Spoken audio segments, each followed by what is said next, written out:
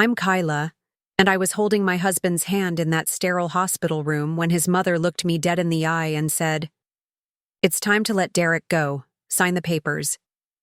The DNR form sat on the bedside table like a death sentence, and everyone, in that room, his entire family, was staring at me like I was the villain for refusing to give up on the man I loved. But what they didn't know, what none of them realized, was that Derek could hear every single word they were saying. And when he finally opened his eyes 3 days later, the first thing he whispered to me was, "I heard everything, Khyla. Everything." Before we jump back in, tell us where you're tuning in from, and if this story touches you, make sure you're subscribed, because tomorrow, I've saved something extra special for you. I never thought I'd be the type of woman who'd have to fight her own family for her husband's life. Growing up in a small town outside Salem, I was always the peacekeeper, the one who smoothed over arguments at family dinners and made sure everyone felt included. That's probably why Derek fell for me in the first place. We met when I was 22, fresh out of college with a marketing degree and dreams bigger than my bank account. He was 25, working construction for his dad's company, with these incredible green eyes that seemed to see right through all my nervous chatter on our first date. Derek's family owned Brennan Construction, a business that had been passed down through 3 generations. They weren't wealthy, but they were comfortable, and more importantly, they were tight-knit in that way that made outsiders feel like they were looking through glass. His mother, Patricia, had raised 3 boys after Derek's father, Robert, had a heart attack when Derek was 15. She'd stepped into the role of both parents with a fierce protectiveness that I initially admired. His older brother, Marcus, ran the day-to-day operations now, while his younger brother, Tyler, was finishing up his apprenticeship. Amanda, Derek's sister, was the baby of the family and could do no wrong in anyone's eyes. From the moment Derek brought me home, I could feel the invisible walls. Nothing overt, nothing I could point to and say, that was cruel, but 1,000 tiny cuts that left me feeling like I was constantly auditioning for a part I'd never quite land. When Derek and I got engaged after 2 years together, Patricia's response was, "Well, I suppose if Derek's happy." When we planned our wedding, she suggested we wait another year to make sure we were ready. When I got promoted to senior marketing coordinator at my firm, the family dinner conversation somehow shifted to how Amanda had gotten accepted into nursing school, which was so much more meaningful than office work. But Derek saw it. He always saw it. "They'll come around," he'd tell me, rubbing my shoulders after particularly tense family gatherings. "They just need time to get to know the real you." And I believed him because I loved him, and because some part of me thought that if I just tried harder, smiled brighter, brought better casseroles to Sunday dinner, they'd eventually see me as more than the girl who stole their golden boy. We'd been married 6 years when the accident happened. 6 years of me bending myself into shapes that fit their family portrait. 6 years of swallowing comments about how I worked too much, or how my family from Salem was different from their Portland values. Derek had been driving back from a job site in Eugene, a 3-hour drive he'd made hundreds of times. The police said the other driver ran a red light. Derek's truck flipped twice before landing in a ditch. The fact that he survived the initial impact was, according to the trauma surgeon, nothing short of miraculous. I got the call at work on a Tuesday afternoon in March. I was in the middle of presenting a campaign strategy to our biggest client when my phone buzzed with a number I didn't recognize. I almost ignored it, but something made me excuse myself and step into the hallway. "Is this Khyla Brennan?" The voice was clinical, professional. "Yes, this is she. This is Dr. Martinez from Riverside General Hospital. Your husband, Derek, has been in a serious accident. You need to come immediately." The world tilted sideways. I remember dropping my portfolio, papers scattering across the office carpet like fallen leaves. I remember my coworker Janet asking if I was okay, and I remember not being able to form words. The 30-minute drive to the hospital felt like hours and seconds simultaneously. I kept calling Derek's phone, knowing he wouldn't answer, but needing to hear his voicemail message, the way he said, "Hey, you've reached Derek," in that easy, confident tone that made everything feel manageable. When I arrived at the hospital, Patricia was already there. She'd beaten me by 10 minutes, despite living farther away, and I later realized that meant Derek had been conscious long enough after the accident to give them her number as his emergency contact instead of mine. It was such a small thing, but it felt like the first crack in what would become a devastating foundation split. "How is he?" I asked, rushing toward her in the waiting room. Patricia's face was stone. "He's alive. Barely. They're doing everything they can." Dr. Martinez found us an hour later. Derek had suffered severe head trauma, multiple broken ribs, a punctured lung, and internal bleeding. They'd managed to stop the bleeding and stabilize his vitals, but he was in a medically induced coma while his brain swelling went down. The next 72 hours would be critical. "Can I see him?" I asked. "Family only right now," the doctor said, looking at Patricia. "She is family," Derek's mother said after a pause that lasted forever. "She's his wife." That pause, that hesitation. It told me everything I needed to know about where I stood in the hierarchy of Derek's life, at least in his family's eyes. When I walked into that ICU room and saw Derek surrounded by machines, tubes running into his arms, a ventilator breathing for him, I felt something inside me break and rebuild simultaneously. This was my husband, the man who made me coffee every morning and left little notes in my lunch bag. The man who rubbed my feet after long days and who still opened car doors for me even after 6 years of marriage. And he looked so small in that hospital bed, so fragile, that I wanted to crawl in beside him and shield him from everything that was happening. I pulled a chair close to his bed and took his hand. His skin was warm, which somehow surprised me. I'd expected coldness, but he was still Derek, still alive, still fighting. "I'm here," I whispered.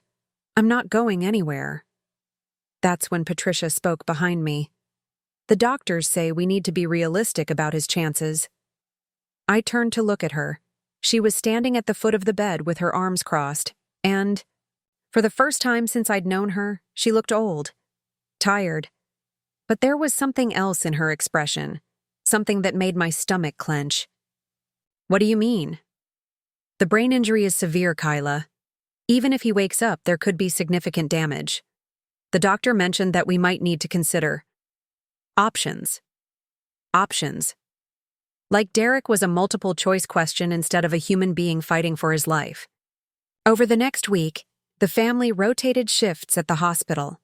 Amanda flew in from Seattle, where she'd been working as a pediatric nurse. Marcus brought updates from the construction company, talking to Derek's unconscious form about job sites, and permits like everything was normal. Tyler sat quietly in the corner, picking at his fingernails and looking like he might throw up. But it was during the second week that I started noticing the conversations. Hushed voices outside Derek's room when they thought I was in the bathroom. Meaningful looks exchanged over his bed when they thought I wasn't paying attention. Phone. Calls that stopped abruptly when I walked into the room. "We need to talk about realistic expectations," Patricia said during one of these family gatherings. I'd gone to get coffee and returned to find them huddled around Derek's bed like they were planning something. "What kind of realistic expectations?" I asked, setting my coffee down with more force than necessary. Marcus cleared his throat. "The doctors say there's been no improvement in his brain activity, no response to stimuli.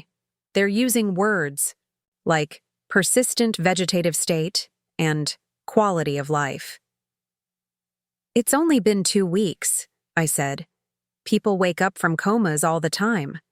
Sometimes it takes months." "Khyla," Amanda said in that gentle, condescending tone she used when she thought I was being emotional instead of logical. "We have to think about what Derek would want." Preparing and narrating this story took us a lot of time, so if you are enjoying it, subscribe to our channel. It means a lot to us. Now back to the story. He was always so active, so independent. Would he really want to live like this? Live like what? He's alive. He's breathing. His heart is beating. With machines, Patricia said quietly. The ventilator is breathing for him. The feeding tube is keeping him nourished. This isn't living, honey. This is existing. The word honey from her lips felt like a slap. She'd never called me honey before.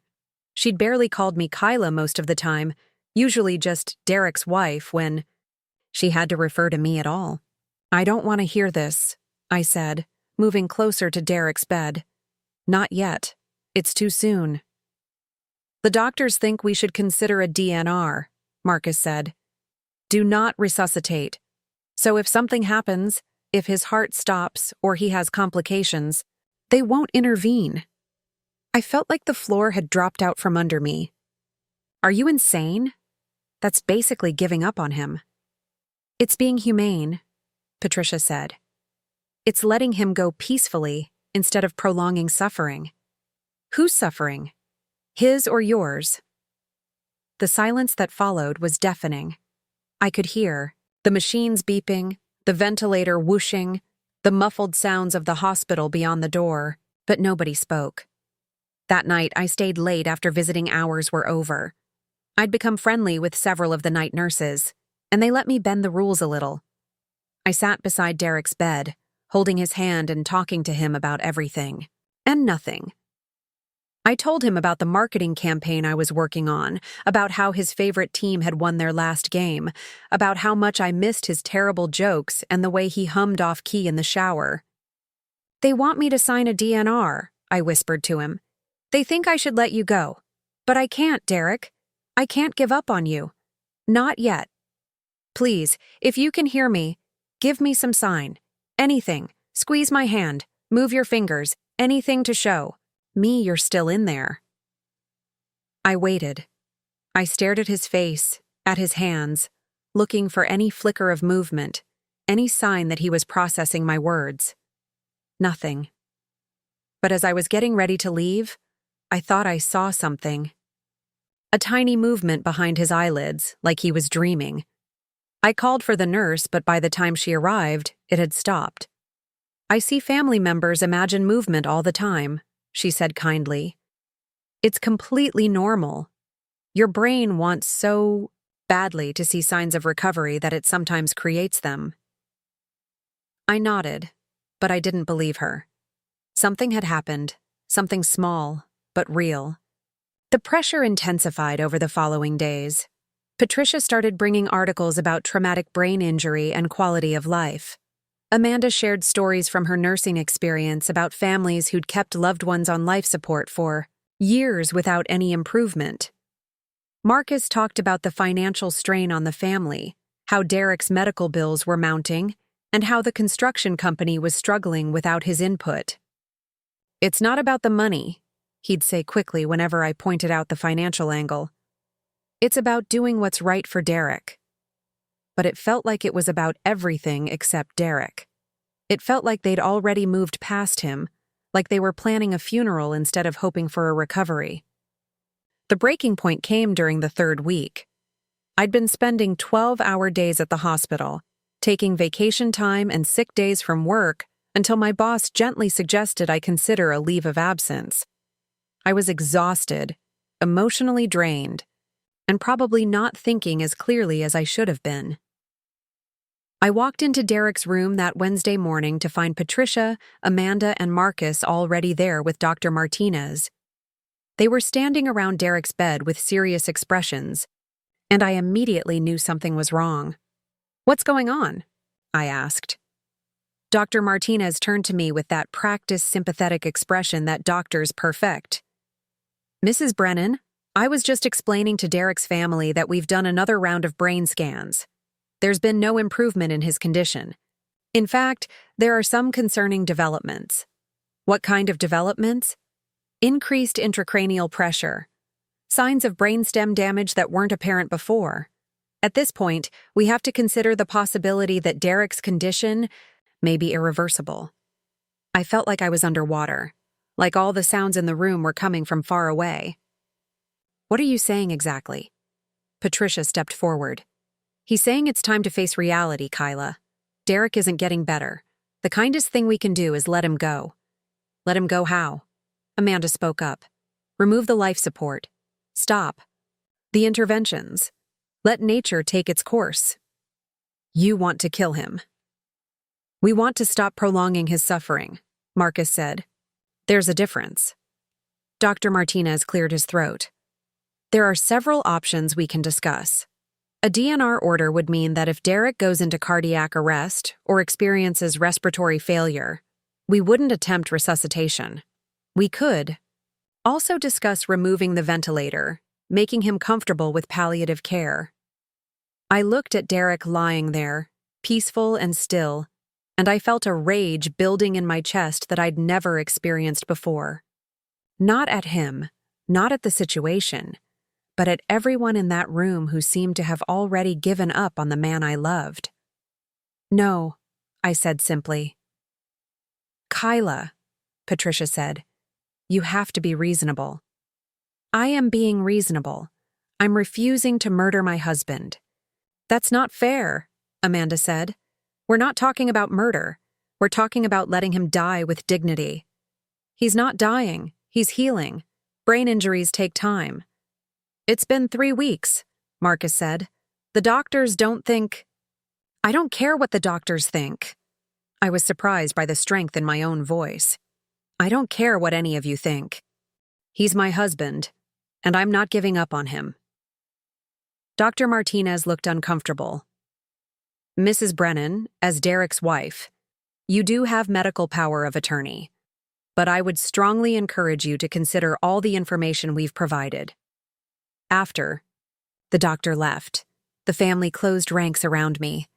They stayed in that room for 2 hours, tag-teaming me with arguments about quality of life, financial burden, emotional trauma, and what Derek would have wanted. They painted pictures of me as a selfish wife who was keeping her husband trapped in a broken body because I couldn't accept reality. "You're being cruel," Patricia finally said. "This isn't love, Khyla. This is selfishness." That night, I went home to our empty house for the first time in 3 weeks. I needed space to think, space to breathe, space to figure out what I really believed versus what everyone was trying to convince me to believe. I sat in our bedroom, surrounded by Derek's clothes and his books and the pictures of our life together, and I tried to imagine what he would want. Derek was practical. He was logical. He believed in facing hard truths and making difficult decisions. But he was also stubborn as hell, and he never gave up on anything that mattered to him. Would he want to be kept alive by machines indefinitely? Probably not. But would he want his family to give up on him after 3 weeks? I didn't think so. I called my sister Rachel, who lived in California and had only met Derek's family a handful of times. "They're pressuring you to sign a DNR after 3 weeks?" she asked, incredulous. "That seems really fast." "That's what I thought, but they keep saying I'm being unrealistic, that I'm not accepting the medical facts." "Khyla, honey, you've been with Derek for 8 years. You know him better than anyone. What does your gut tell you?" "My gut tells me he's still fighting, that he needs more time." "Then give him more time. Don't let them bully you into a decision you'll regret for the rest of your life." When I returned to the hospital the next morning, I felt stronger, more resolved. I was prepared for another round of arguments, another family intervention.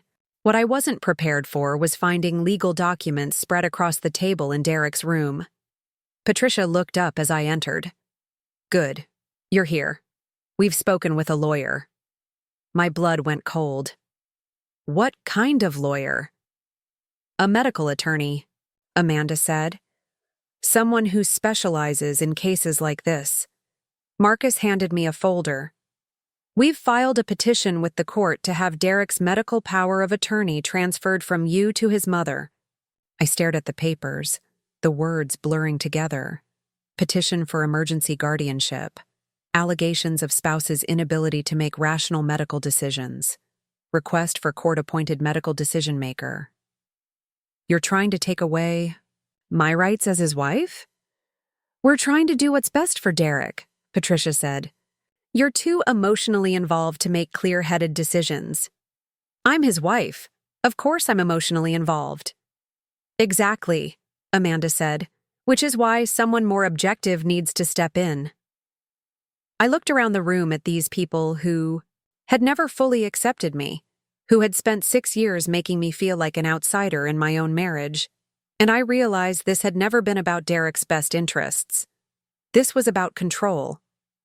This was about them being unable to accept that I, the girl from Salem with the marketing job and the small family, had more legal authority over their golden boy than they did. Get out, I said quietly. I said, get out, all of you, right now. Khyla, you're being irrational, Marcus started. Get out! I screamed it this time, loud enough that nurses came running. Get out of my husband's room and don't come back until you can treat me with basic human decency.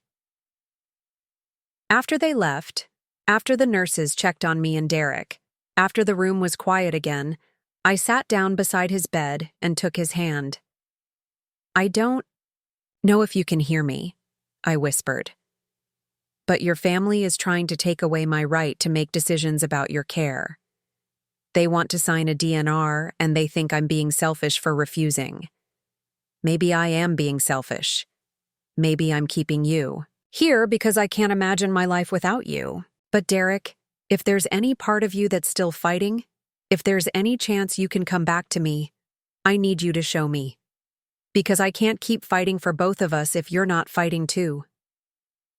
I sat there for an hour, holding his hand, watching his face, praying for any sign that he was still Derek somewhere inside that broken body. And then, just as I was starting to think maybe everyone else was right, maybe I was being selfish and delusional, I felt it. A squeeze. Faint, barely perceptible, but definitely there. His fingers tightened around mine for just a second before relaxing again. I called for the nurse immediately. He squeezed my hand. Derek squeezed my hand. The nurse, a kind woman, named Carol, who'd been taking care of Derek since he arrived, came over and checked his hands, his reflexes, his pupils. I don't see any response, honey. Sometimes muscle spasms can feel like voluntary movement. It wasn't a spasm. He squeezed my hand when I asked him to. Carol nodded sympathetically, but I could see she didn't believe me. I didn't care. I knew what I'd felt. That afternoon, the court documents were officially served. I had 48 hours to respond to the petition, which meant I needed a lawyer. I called 3 different attorneys before finding one who specialized in medical advocacy cases. Sarah Chen was a small woman with a big voice who met me at the hospital that evening. This is highly unusual, she said after reviewing the petition. Typically, courts are very reluctant to remove medical decision-making authority from a spouse, unless there's evidence of abuse or extreme negligence. What are they claiming? That you're emotionally unstable and unable to make rational decisions about your husband's care. They're citing your refusal to consider a DNR as evidence of poor judgment. Refusing to give up on my husband after 3 weeks is poor judgment? Not in my opinion. The average patient in Derek's condition typically gets much longer before families start discussing end-of-life care. 3 weeks is still very much in the acute recovery phase. That gave me hope, but Sarah also warned me that Patricia, as Derek's mother, had legal standing to challenge my authority if she could, prove I was acting against Derek's best interests. Do you have any evidence of Derek's wishes regarding end-of-life care? A living will? Medical directive? Anything in writing? I shook my head. We're young. We never thought about stuff like that. Then it comes down to what's medically reasonable. And refusing a DNR after 3 weeks of acute care is completely reasonable. The hearing was scheduled for the following Monday, which gave me 4 days to prepare my case. 4 days to prove that I was Derek's best advocate, that I knew him better than anyone, that my decisions were based on love and hope rather than denial and selfishness. But Derek had other plans.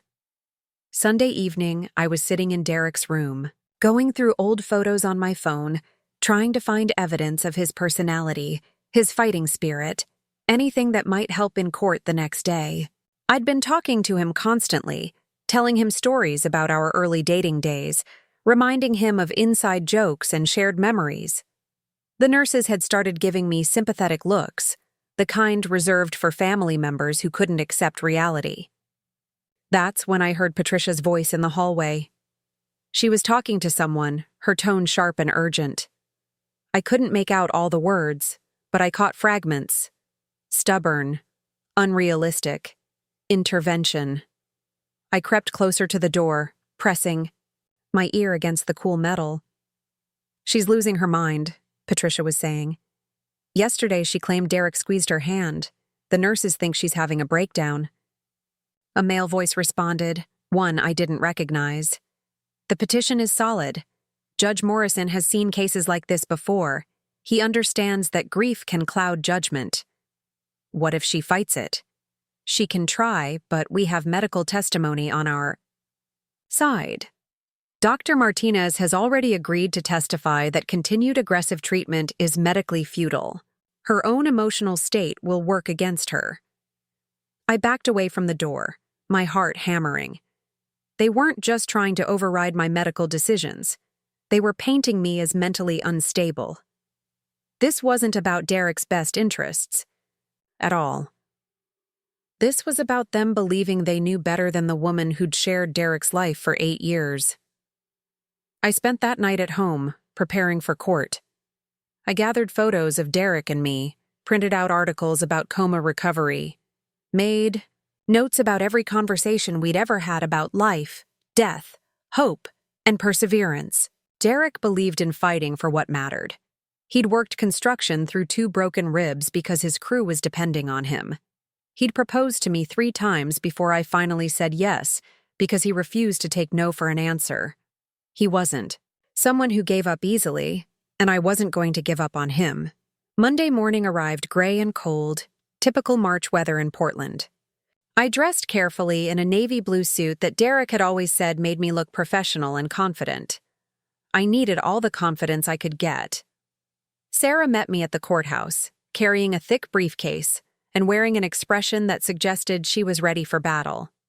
"Remember," she said as we walked up the courthouse steps, "stay calm, stick to facts, and don't let them provoke you into an emotional outburst. The judge needs to see you as a rational decision-maker, not a grieving wife in denial." The courtroom was smaller than I'd expected, more like a conference room than the dramatic legal arena I'd seen in movies. Judge Morrison was an older man with kind eyes but a no-nonsense demeanor. Patricia sat at the plaintiff's table with her attorney, a polished man in an expensive suit who looked like he specialized in making people feel small. Amanda and Marcus sat in the gallery behind them, united in their certainty that they knew what was best for Derek.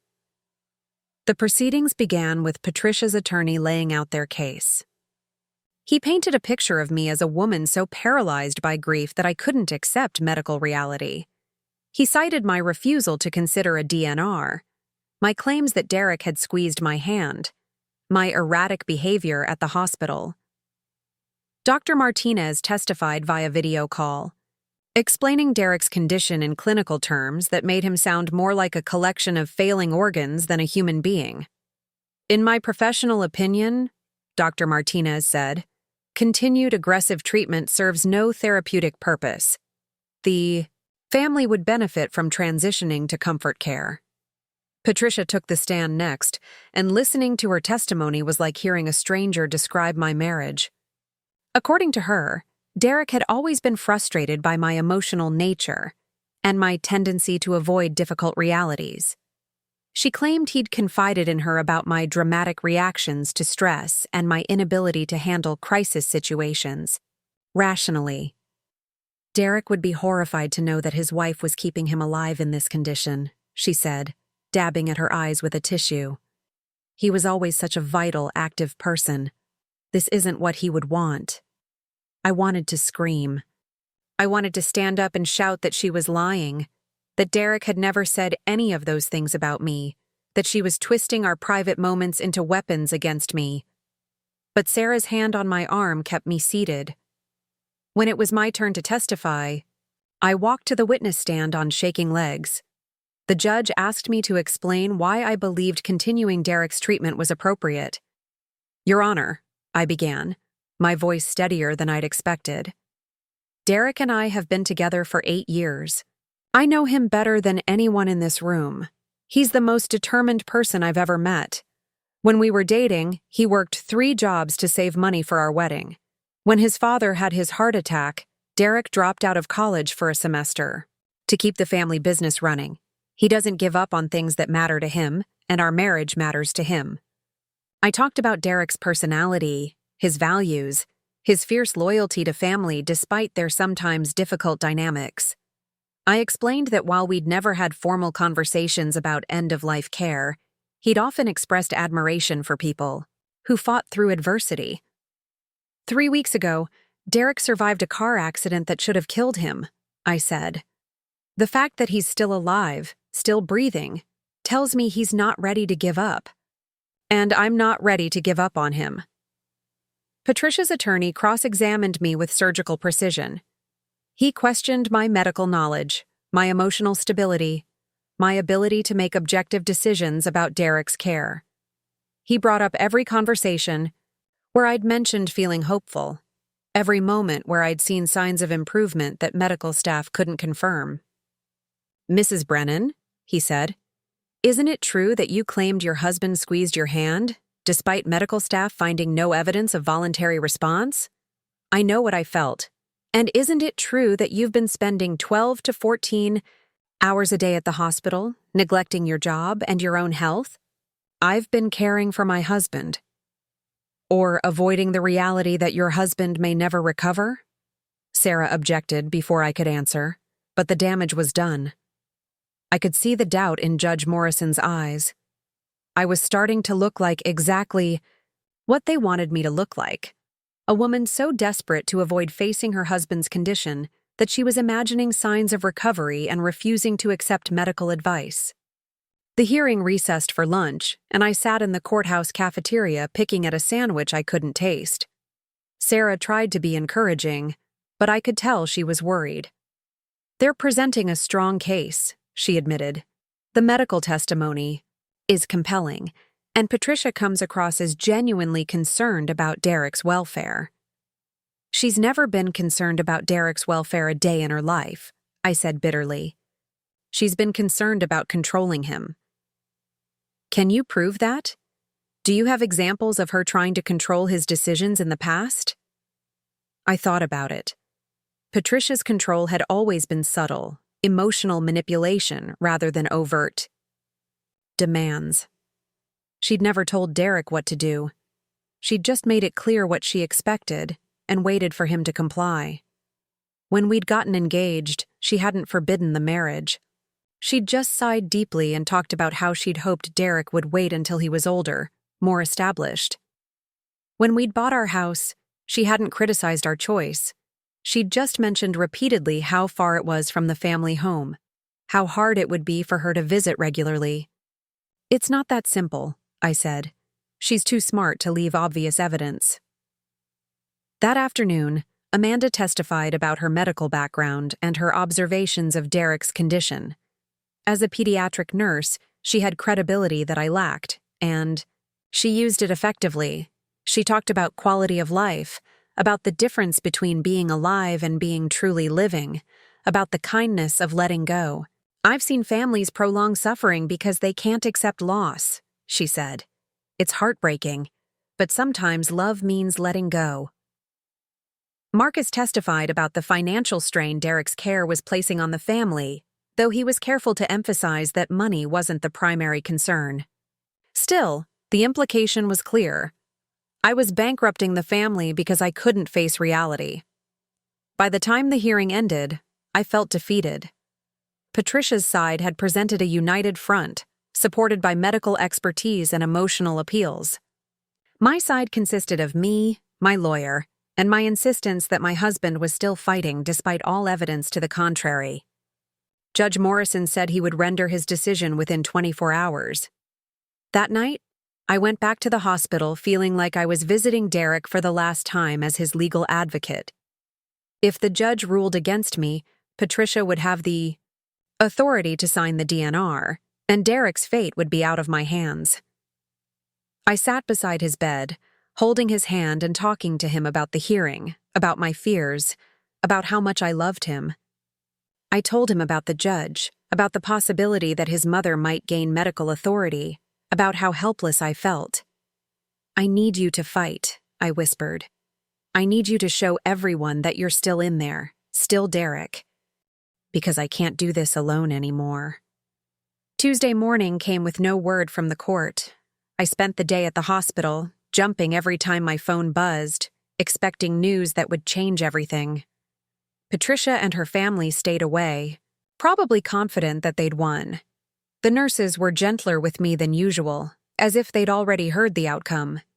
It was around 3 in the afternoon when Carol, the night nurse who'd stayed late, came into Derek's room with an odd expression on her face. "Khyla," she said, "I need to tell you something, and I'm not sure how you're going to take it." My stomach dropped. "Is it about the court decision?" "No, it's about Derek. Last night after you left, I came in to check on him around midnight. I was adjusting his position, and I could swear I heard him make a sound. Not the ventilator, not the machines, a sound from him." I stared at her. "What kind of sound?" "Like he was trying to speak. Just a whisper, but it sounded like he was saying a word." "What word?" Carol hesitated. "It sounded like Khyla." I felt like the air had been sucked out of the room. "Are you sure?" "I'm not sure of anything anymore, but I've been doing this for 15 years, and I know the difference between machine sounds and human sounds. I think Derek is more aware than his tests indicate." "Why didn't you tell me last night?" "Because I didn't want to give you false hope if I was wrong. But after thinking about it all day, I realized I needed to tell you, especially with everything that's happening with the court case." I looked at Derek, searching his face for any sign of the awareness Carol was describing. He looked the same, as always, peaceful and still, but suddenly I was seeing him differently. What if he had been trying to communicate? What if he'd been aware all along but unable to show it in ways the medical tests could measure? "Carol," I said slowly, "would you be willing to testify about what you heard? In court?" She bit her lip. "I don't know if they'd believe me, and I could get in trouble for going against Dr. Martinez's assessment. But if Derek really is more aware than anyone realizes, don't we owe it to him to speak up?" Before Carol could answer, my phone rang. It was Sarah. "Khyla, I have news about the court decision." My heart stopped. "And Judge Morrison has ruled in favor of maintaining the status quo pending further medical evaluation. He's ordered a second opinion from a neurologist at OHSU. Patricia's petition has been denied, at least temporarily." I nearly collapsed with relief. "What does that mean exactly?" "It means you retain medical decision-making authority while an independent neurologist evaluates Derek's condition. The judge was apparently troubled by the speed with which the family was pushing for end-of-life decisions." After I hung up, I looked at Carol with new hope. "We have time. The judge ordered a second opinion." "That's good news," she said. "And Khyla, there's something else. I've been thinking about that sound I heard, and I remember now that it happened right after I mentioned your name. I was talking to Derek like I always do, telling him that his wife had been there all day and that she'd be back in the morning. That's when he made the sound." "He was responding to hearing about me?" "I think so. I think Derek has been listening to everything that's been said in this room." The implications of that statement hit me like a physical blow. If Derek had been aware, if he'd been listening, then he'd heard every conversation about the DNR. He'd heard his family discussing removing his life support. He'd heard them questioning my judgment and painting me as unstable. He'd heard all of it while being unable to respond, unable to defend me or himself. That evening, I sat beside Derek's bed with a new understanding of what he might be experiencing. Instead of talking to him like he was unconscious, I spoke to him as if he were fully aware but unable to respond. Derek, if you can hear me, I need you to know that I'm fighting for you. Your family wants me to sign a DNR, but I won't do it. Not yet. I know you're still in there, and I know you're fighting to come back to me. A new doctor is going to examine you, someone who doesn't know your family's opinions about what should happen. Maybe they'll be able to see what I see, what Carol saw. I paused, watching his face. I also need you to know that I love you, no matter what happens. If you're tired, if you want to let go, I'll understand. But don't let go because your family is pressuring me to give up on you. Let go only if you're truly ready to leave. I stayed until visiting hours ended, and then I stayed longer. The night staff was used to bending rules for me by now. Around midnight, I was drowsing in the bedside chair when I heard it. A soft sound, barely audible over the machines. I opened my eyes and looked at Derek. His face was the same, but something had changed.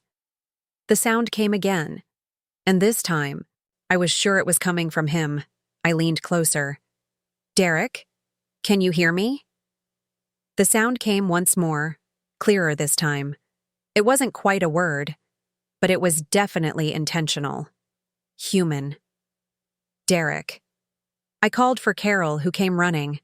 Together, we watched and listened as Derek made several more sounds, soft whispers that could have been attempts at speech. This is significant, Carol said. This is voluntary vocalization. I need to document this and call Dr. Martinez. Dr. Martinez arrived within an hour, looking skeptical but professional. He examined Derek thoroughly, testing reflexes and responses. While he was working, Derek made the sounds again, this time more clearly. Interesting, Dr. Martinez murmured. These could be voluntary vocalizations, though they could also be involuntary sounds associated with brainstem activity. But they're new, I said. He hasn't made sounds like this before. Brain injury recovery can be unpredictable. Sometimes patients show signs of increased activity before other changes occur. I didn't like the way he said that. What kind of other changes? It's too early to say. Let's see what the OHSU neurologist finds. Dr. Elena Rodriguez from OHSU arrived the next morning. She was younger than Dr. Martinez, with an intensity that suggested she took her work very seriously. She spent 3 hours examining Derek, running tests that were more comprehensive than anything he'd received before. I waited in the family lounge, pacing and checking my phone constantly. Patricia and Amanda had shown up shortly after Dr. Rodriguez arrived, sitting in stony silence at the other end of the room. We didn't speak to each other. When Dr. Rodriguez finally emerged from Derek's room, she asked to speak with me privately. We went to a small consultation room where she spread Derek's test results across the table. Mrs. Brennan, she said, your husband's case is quite interesting. His initial scans showed severe trauma consistent with the accident, but his latest scans show something unexpected. What do you mean? There's been measurable improvement in several areas. The brain swelling has decreased significantly, and there's increased activity in regions associated with consciousness and voluntary motor control. I felt like I might faint. Does that mean he's getting better? It means his brain is healing. How much function he'll ultimately recover is still unknown, but the trajectory is encouraging. In my opinion, discontinuing life support at this point would be premature. What about the sounds he's been making? Those are consistent with emerging consciousness. Patients often begin making vocalizations as they transition from coma toward wakefulness. It's actually a very positive sign. When we returned to Derek's room, Patricia was waiting with barely contained anger. Well, she demanded. Dr. Rodriguez. delivered her findings professionally, explaining that Derek's condition was improving and that continued treatment was medically appropriate. Patricia's face grew increasingly red as the doctor spoke. "So you're saying Khyla was right?" Amanda asked. "I'm saying that Mrs. Brennan's instincts about her husband's condition appear to have been accurate. Derek is showing signs of neurological recovery." After Dr. Rodriguez left, Patricia turned to me with fury in her eyes. "You got lucky," she said. "This doesn't change anything. Even if he wakes up, he'll never be the same Derek. You're setting yourself up for heartbreak." "At least I'll have the chance to find out," I replied.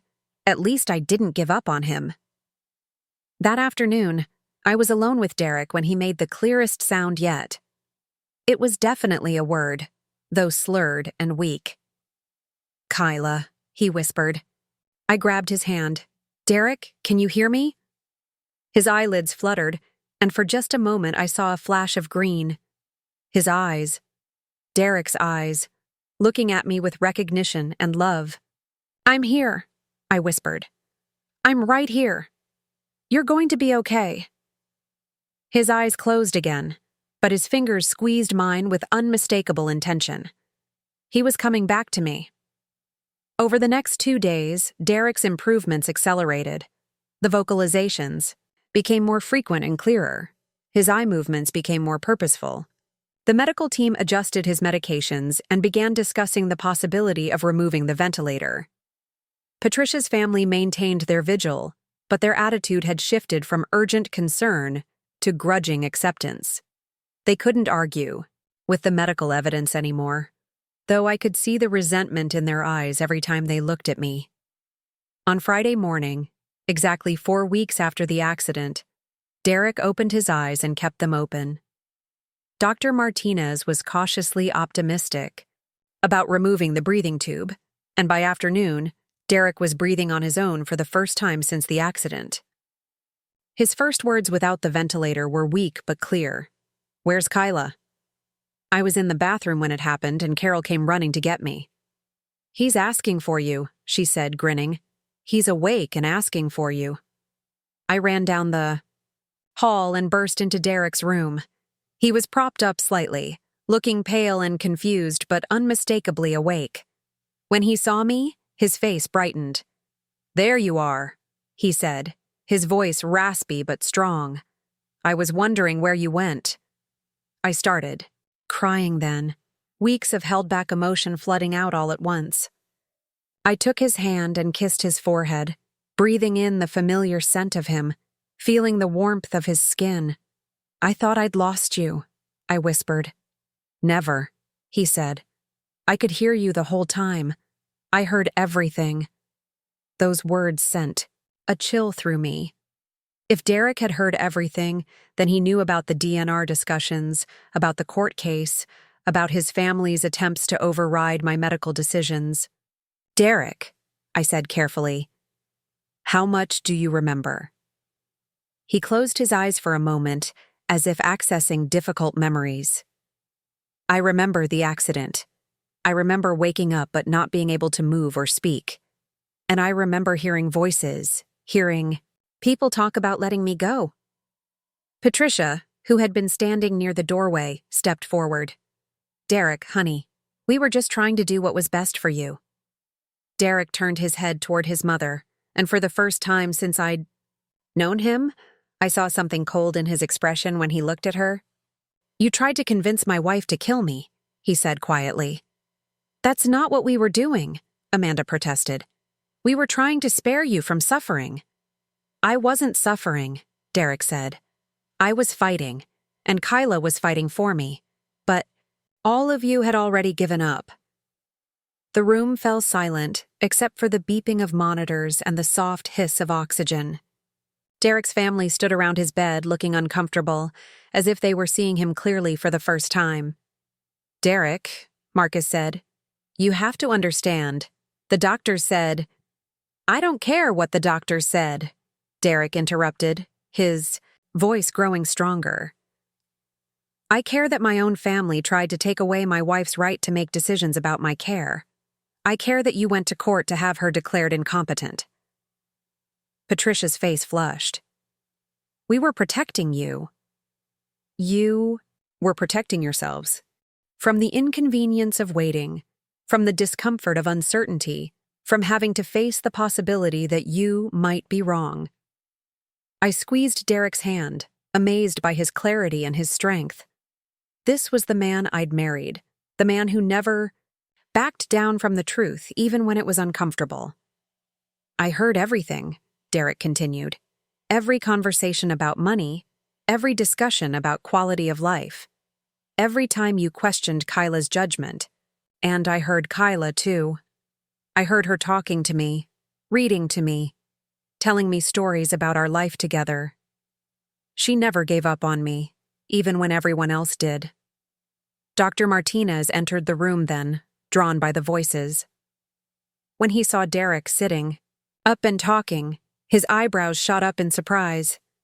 "This is remarkable progress," he said, approaching the bed. "Derek, how are you feeling?"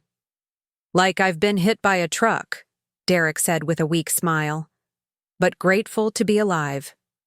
Dr. Martinez began his examination, testing Derek's cognitive function and motor responses. Derek answered questions correctly, moved his limbs on command, and demonstrated that while he had some weakness and coordination issues, his mental faculties were largely intact. "This is extraordinary," Dr. Martinez admitted. "Based on your initial scans, I wouldn't have predicted this level of recovery. But you were ready to let him die?" I said, unable to keep the bitterness out of my voice. Dr. Martinez looked uncomfortable. "Mrs. Brennan, we make recommendations based on statistical probabilities and medical evidence. Your husband's recovery is unusual, though not unprecedented. Unusual enough that you supported a legal petition to override my medical decisions? I provided medical testimony about the statistical likelihood of recovery. The legal aspects were not my concern." Derek looked between us, clearly trying to piece together everything that had happened while he was unconscious. "What legal petition?"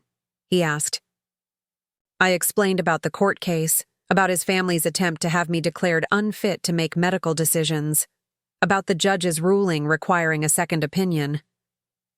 Derek's expression grew darker with each detail. "You tried to have my wife declared incompetent?" he asked his mother. Patricia shifted uncomfortably.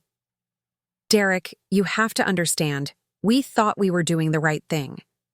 Khyla was being so stubborn, refusing to listen to medical advice." "Medical advice that was wrong," Derek interrupted. "Khyla was right. And all of you were wrong. She knew me better than any of you, including the doctors." The next few hours were a whirlwind of medical tests, consultations, and cautious optimism from the medical team. Derek's recovery was indeed remarkable, though he would need extensive physical therapy and rehabilitation. The important thing was that he was back. He was himself, and he was going to survive.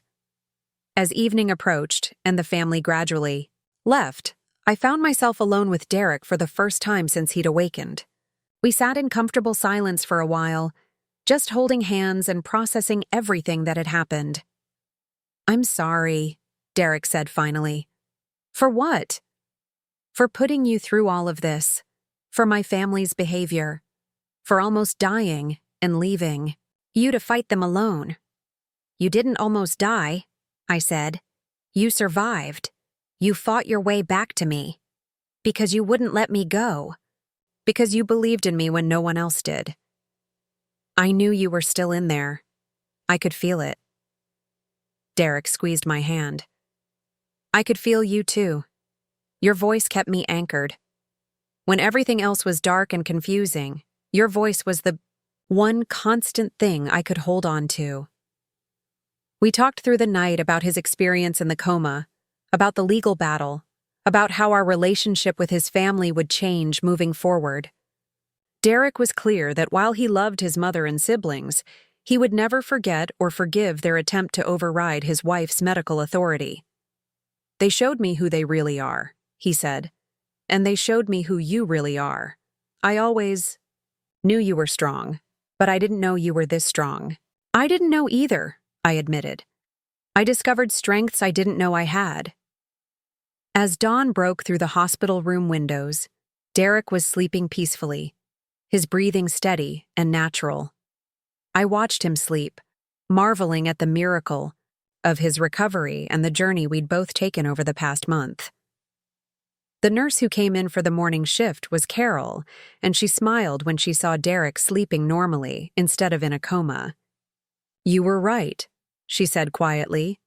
"You knew he was still fighting." "We both knew," I replied. "You heard him first." "Sometimes you have to listen with more than your ears," Carol said. "Sometimes you have to listen with your heart." Later, that morning, as Derek was eating his first real meal in 4 weeks, Patricia came in alone. She looked smaller somehow, older and more fragile than I'd ever seen her. "Derek," she said, her voice barely above a whisper, "I need to apologize." Derek looked at her with guarded eyes but nodded for her to continue. "I was wrong. About everything. About Khyla, about your chances, about what you would want. I let my fear of losing you cloud my judgment, and I almost caused the very thing I was trying to prevent." "Mom," Derek said gently, "I understand that you were scared, but you can't let fear make you cruel, and you were cruel to Khyla." Patricia turned to me, tears streaming down her face.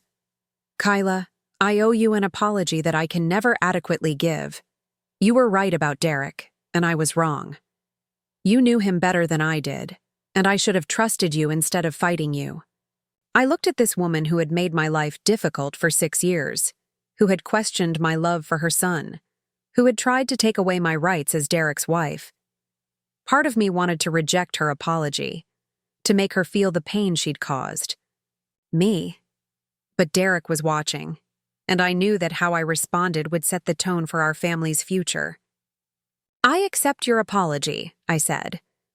"But Patricia, things have to change. You can't treat me like an outsider anymore. I'm Derek's wife, and I've proven that I'll fight for him when it matters most." "I know," she said. "I see that now. I see who you really are, and I'm ashamed that it took almost losing Derek for me to understand." Derek reached out and took his mother's hand. "Mom, I love you. But Khyla is my family now. She's my person. And if you want to be part of our life going forward, you need to respect that." Patricia nodded, unable to speak through her tears. Over the following weeks, as Derek recovered and regained his strength, our family dynamics shifted permanently. His siblings were more respectful, more inclusive, more willing to acknowledge that I belonged in Derek's life. It wasn't perfect, and there were still moments of tension, but the fundamental power structure had changed. Derek's recovery was slower than we'd hoped, but faster than the doctors had predicted. He had some short-term memory issues and needed physical therapy to regain full coordination, but his personality was unchanged.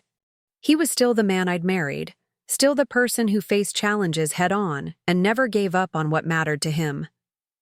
6 months after the accident, Derek returned to work part-time. A year later, he was back to full duty. The experience had changed us both, had shown us reserves of strength and determination we hadn't known we possessed. Our marriage was stronger for having weathered the storm together. We never did sign a DNR for Derek, though we did eventually create proper, advanced directives after long discussions about what we would want in various scenarios. The experience had taught us the importance of being explicit about our wishes and our values. Sometimes I think about that night when I heard Derek whisper my name, about the moment when I realized he'd been listening all along.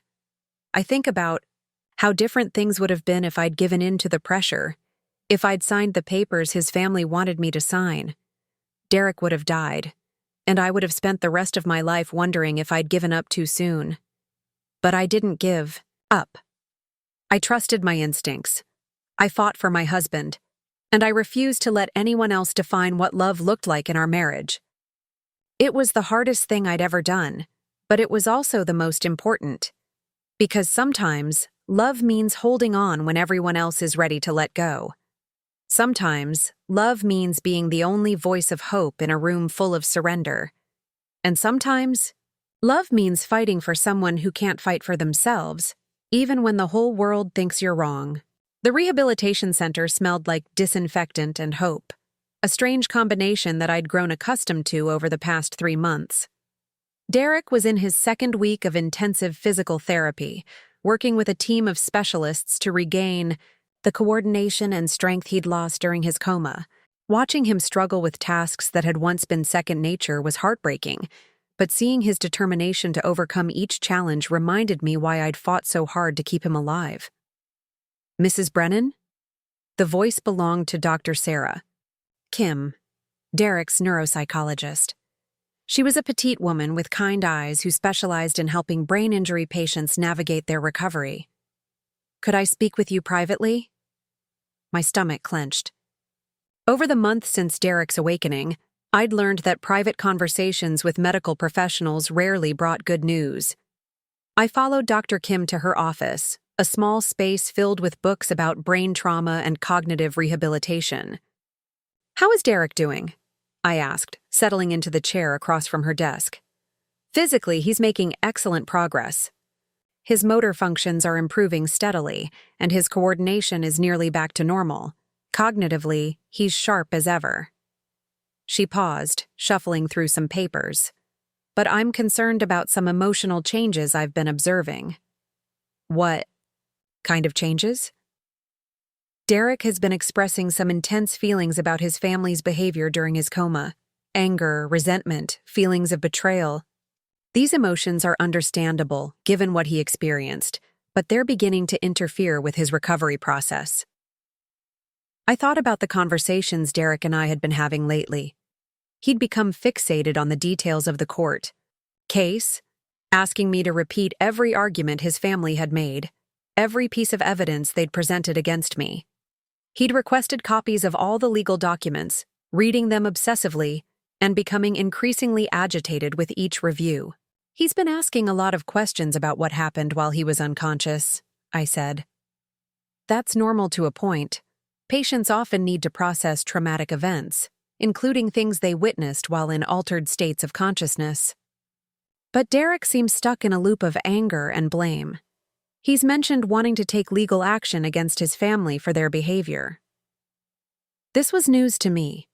Derek hadn't discussed legal action with me directly, though I'd noticed him researching medical malpractice and patient rights online.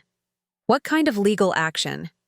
"He's been asking about suing his mother for emotional distress, about filing complaints against Dr. Martinez for supporting the DNR petition. He's talked about cutting off all contact with his family permanently." Dr. Kim leaned forward in her chair. "Khyla, I understand that you and Derek went through something traumatic, but if he can't find a way to process these feelings constructively, they're going to eat him alive." That evening, I found Derek in our home office, surrounded by printouts of medical journals and legal precedents. He'd been spending hours researching cases where families had overruled patients' wishes, looking for ammunition for some battle I wasn't sure needed to be fought. "How was therapy today?" I asked, settling into the chair beside his desk. "Fine," he said without looking up from his computer screen. "Did you know that in Oregon, families can be held liable for intentional infliction of emotional distress if they attempt to override a spouse's medical decisions?" "Derek, what are you planning?" He finally looked at me, and I saw something in his eyes that worried me. There was a hardness there, a bitterness that hadn't existed before the accident. "I'm planning to make sure what happened to us never happens to anyone else." "By suing your family?" "By holding them accountable for their actions." "They tried to kill me, Khyla. They tried to take away your rights as my wife. They painted you as mentally unstable in court. And they would have succeeded if I hadn't woken up when I did." I understood his anger. I'd felt it too, in those dark moments when Patricia and her family had made me question my own sanity, my own love for my husband. But seeing Derek consumed by rage was almost as frightening as watching him lie unconscious in that hospital bed. What do you hope to accomplish with a lawsuit? Justice. Recognition that what they did was wrong. An acknowledgement that you were right and they were wrong. I already have that acknowledgement. Your mother apologized. Your family has been treating me differently since you woke up. Apologies aren't enough. Derek's voice was sharp, cutting. They need to face real consequences for their actions. Over the following weeks, Derek's obsession with legal retribution intensified. He contacted 3 different attorneys, shopping for someone who would take on his family in court. Most of them were reluctant, explaining that proving intentional infliction of emotional distress would be difficult, given that his family had been acting on medical advice. They were trying to protect Derek's best interests, one lawyer explained during a consultation I'd insisted on attending. Misguided, perhaps, but not malicious. How is trying to override my wife's medical authority not malicious? Derek demanded. Because they genuinely believed she was making decisions based on emotion rather than medical reality. The court ultimately disagreed, but their intent wasn't to harm you or your wife. Derek stormed out of that meeting, furious that yet another professional didn't see things his way. I stayed behind to speak with the lawyer privately. Is my husband's reaction normal? I asked. The attorney, a middle-aged woman named Janet Reeves, nodded sympathetically. Patients who've experienced medical trauma often struggle with feelings of powerlessness and betrayal. Your husband was conscious enough to hear his family discussing ending his life. That's profoundly traumatic. But this obsession with revenge, is that healthy? Probably not. Has he spoken with a counselor about processing these feelings? I thought about Dr. Kim's concerns, about Derek's refusal to discuss his emotional state in therapy. He's resistant to that kind of help. That's common too. Men especially often prefer action to introspection. He wants to do something concrete, to address the harm he feels was done to him. That night, Derek and I had our first real fight since his accident. It started when I suggested he consider taking a break from his legal research and focus on his physical recovery. You want me to just forget what they did? He asked, his voice rising. I want you to heal. I want us to move forward with our lives. How can we move forward when they haven't faced any consequences for their actions? They have faced consequences. They've lost your trust. They've lost their sense of moral authority in our relationship. They know they were wrong. That's not enough. It has to be enough, Derek, because this anger is destroying you. You're spending more time researching lawsuits than you are working on your recovery. You're turning into someone I don't recognize. Derek stared at me like I'd slapped him. So now you're taking their side? I'm taking your side. I'm taking our side. I fought for you when you couldn't fight for yourself, and now I'm fighting for us against this bitterness that's eating you alive. You don't understand what it was like, Derek said, his voice breaking. Lying there, hearing them discuss my life like I was already dead. Hearing them question your judgment, your sanity, your love for me. Feeling completely helpless to defend you or myself. And suddenly, I understood. This wasn't really about revenge or justice. This was about Derek trying to reclaim some sense of control after experiencing the ultimate powerlessness. He'd been trapped in his own body, forced to listen while others made decisions about his life and death. Now he wanted to prove that he could still fight back, that he wasn't the helpless victim they'd tried to make him. I know it was terrible, I said softly. I can't imagine how frightening and frustrating that must have been. But Derek, you're not helpless anymore. You survived. You recovered. You're here. You're alive. You're getting stronger every day. Don't let their mistakes steal your future. Derek's anger seemed to deflate then, replaced by something that looked like grief.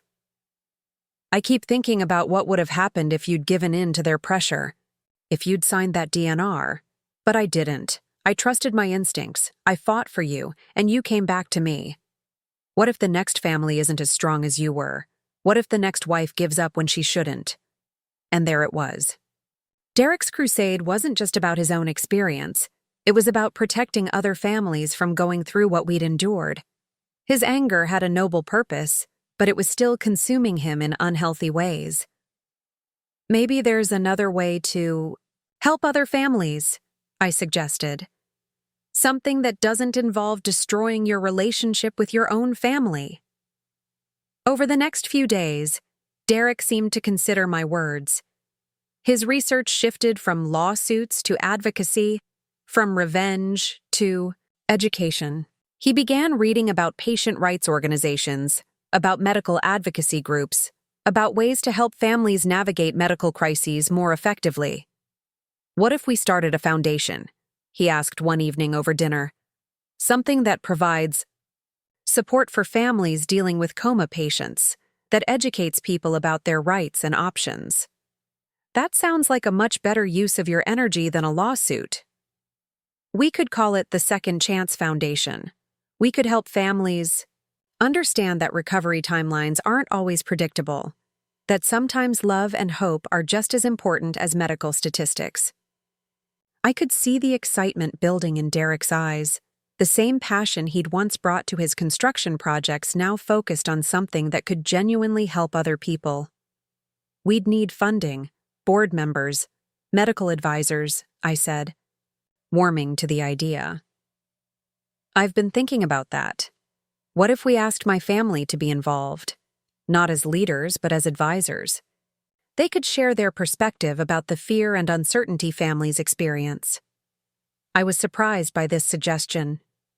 You want to work with your family after everything that happened? I want to give them a chance to make amends in a meaningful way, to turn their mistakes into something positive. 2 weeks later, Derek invited his family to our house for the first time since his accident. The atmosphere was tense at first, with everyone walking on eggshells around the elephant in the room. But when Derek explained his idea for the foundation, something shifted. "You want us to help educate other families about patient advocacy?" Patricia asked. "I want you to help them understand both sides of the equation," Derek said. "The fear that makes families want to give up, and the hope that makes spouses fight for more time." Amanda was the first to embrace the idea fully. I could develop educational materials for medical staff, help them recognize signs of emerging consciousness that might be missed in standard evaluations. Marcus offered to handle the business and legal aspects of setting up a nonprofit organization. "I know you don't trust lawyers right now," he said with a rueful smile, "but we'll need proper legal structure." Even Robert, who had been largely silent during the whole ordeal, spoke up. "I could help with fundraising. The construction industry has a lot of workplace accidents, families dealing with traumatic injuries." Patricia was the most hesitant, perhaps understanding that her role would require her to acknowledge her mistakes publicly. "What would you want me to do?" "I want you to tell your story," Derek said. "I want you to explain to other families what fear can make you do, how it can cloud your judgment. I want you to help them understand that supporting the patient's spouse isn't giving up hope. It's honoring the relationship that matters most." Over the following months, the Second Chance Foundation began to take shape. Derek threw himself into the project with the same intensity he'd once applied to his legal research, but this energy felt positive and productive rather than destructive and bitter.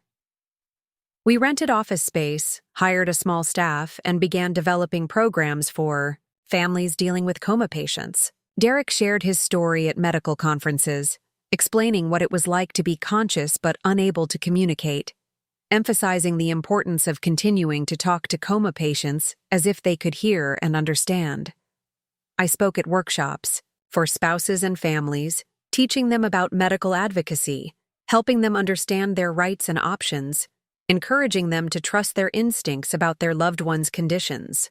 Patricia became one of our most effective speakers, sharing her experience of nearly making a decision she would have regretted forever. Her presentations to families were powerful because she spoke from a place of genuine remorse and hard-won wisdom. "I almost convinced my daughter-in-law to let my son die," she would tell audiences. "Not because I didn't love him, but because I was so afraid of losing him slowly that I preferred to lose him quickly. I was wrong, and I nearly robbed my family of a miracle."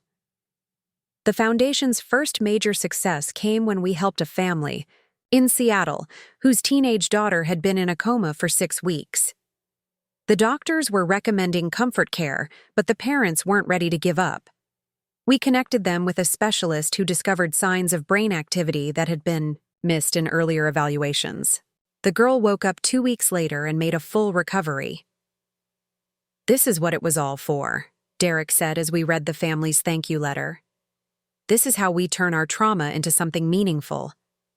But our work with the Foundation also forced us to confront some uncomfortable realities. Not every coma patient recovered like Derek had. We worked with families who held on for months or years without improvement, families who eventually had to make the difficult decision to let go. These cases reminded us that hope, while essential, wasn't always enough. "How do you balance hope with realism?" a father asked Derek during one of our support group meetings. His son had been in a coma for 4 months with no signs of improvement. Derek was quiet for a long moment before answering. "I think you have to define hope clearly. Are you hoping for a complete recovery, or are you hoping for more time to say goodbye? Are you hoping for a miracle, or are you hoping to know that you did everything possible?" Different kinds of hope require different responses. It was a wise answer, one that showed how much Derek had grown since his initial focus on anger and revenge. He'd learned to hold space for both hope and acceptance, for both fighting and letting go. The most challenging case we encountered involved a woman whose husband had been in a vegetative state for 8 months. Unlike Derek's situation, there were no signs of emerging consciousness, no whispered words or purposeful movements. The medical team unanimously agreed that recovery was impossible, but the woman refused to consider end-of-life care. "His family thinks I'm being selfish," she told me during one of our counseling sessions. "They think I'm keeping him alive for my own needs rather than his." Her situation was eerily similar to what I'd experienced with Derek's family, but the medical circumstances were completely different. This woman's husband showed no signs of brain activity beyond basic reflexes. There was no hope of recovery, only the question of how long to maintain artificial life support. "What does your heart tell you?" I asked her. "My heart tells me to fight for him, but my head tells me that fighting for him might mean letting him go." Working with this family forced Derek and me to examine our own experience more critically. We'd been lucky. Derek's recovery had vindicated my decision to refuse the DNR, had proven that hope and intuition sometimes triumph over medical statistics. But what if Derek hadn't recovered? What if I'd kept him on life support for months or years without improvement? Would I have been a devoted wife or a woman in denial? "I think the key is informed hope," Derek said during one of our strategy meetings. "Families need to understand their loved one's specific situation, the realistic possibilities for recovery, and the likely outcomes of continued treatment. Then they can make decisions based on love and knowledge rather than fear and desperation." This philosophy became central to our Foundation's approach. We didn't encourage families to ignore medical advice or to pursue unrealistic hopes. Instead, we helped them ask better questions, seek second opinions when appropriate, and make decisions that aligned with their values and their knowledge of their loved one's wishes. The Foundation also gave Derek's family a way to heal from the trauma of our experience. Working together toward a common goal helped us rebuild trust and redefine our relationships. Patricia and I would never be best friends, but we developed a mutual respect based on our shared commitment to helping. Other families avoid the mistakes we'd made. "I never understood the strength of your love for Derek until I almost destroyed it," Patricia told me during one of our board meetings. Now I see that your refusal to give up wasn't stubbornness. It was the deepest kind of devotion. Amanda and I bonded over our shared medical background, collaborating on educational materials that helped families understand complex medical information. She often said that working with the foundation had made her a better nurse, more sensitive to the emotional needs of families facing impossible decisions. Marcus discovered a talent for nonprofit management, handling the administrative aspects of the foundation with the same efficiency he brought to the construction business. He often joked that organizing medical conferences was easier than managing construction crews, but we all knew he found deep satisfaction in the work. Even Tyler, who had been largely silent during Derek's crisis, found his voice through the foundation. He started a peer support program for siblings of coma patients, recognizing that brothers and sisters often felt overlooked during family medical crises. 2 years after Derek's accident, we held the Foundation's first annual gala, a fundraising event that brought together families we'd helped, medical professionals who supported our work, and donors who believed in our mission. Derek gave the keynote speech, sharing his story of surviving a coma and rebuilding his relationships with his family. 3 years ago, I was in a car accident that should have killed me, he began. I survived, but I spent weeks in a coma. Unable to move or speak, but able to hear everything that was said around me, I heard my family discussing whether to let me die. I heard them questioning my wife's judgment when she refused to give up on me. And I heard my wife, night after night, talking to me like I was still the man she married, still worth fighting. Or? He paused, looking out at the audience of several hundred people. Tonight, I want to tell you about the power of informed hope, about the importance of patient advocacy, and about the possibility of turning trauma into purpose. But mostly, I want to tell you about a woman who loved me enough to fight the entire world for my life, including my own family. As Derek spoke, I thought about the journey we'd taken together, from that terrible Christmas dinner where his family had pressured me to sign the DNR, through the court battle and the long months of recovery, to this moment where we were using our experience to help others. The accident had changed us both in fundamental ways. Derek had learned that survival sometimes requires others to fight for you, that vulnerability doesn't diminish your worth as a person. I had discovered reserves of strength and determination I never knew I possessed, had learned that love sometimes means standing alone against overwhelming opposition. Our marriage had been tested in ways we never could have imagined, but it had emerged stronger and deeper. We'd learned to trust each other completely, to communicate more honestly, to appreciate the precious fragility of the life we'd built together. The foundation continued to grow, helping dozens of families navigate medical crises with better information and stronger support systems. We developed partnerships with hospitals, trained medical staff to be more sensitive to family dynamics, and created resources that helped people make difficult decisions with both their hearts and their heads. But perhaps the most meaningful outcome of our experience was the transformation of Derek's family relationships. The crisis had forced everyone to examine their assumptions about love, loyalty, and decision-making. It had taught us all that good intentions aren't enough if they're not coupled with respect for the people who matter most. The accident didn't just nearly kill me, Derek often said in his speeches. It nearly killed my marriage, my family relationships, and my faith in the people I loved most. But it also gave us all a chance to rebuild those relationships on a foundation of honesty and respect, rather than assumption and tradition.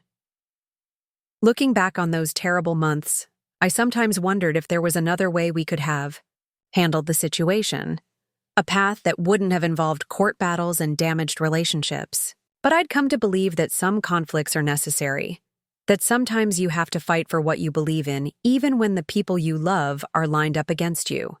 Derek's recovery had vindicated my decision to refuse the DNR.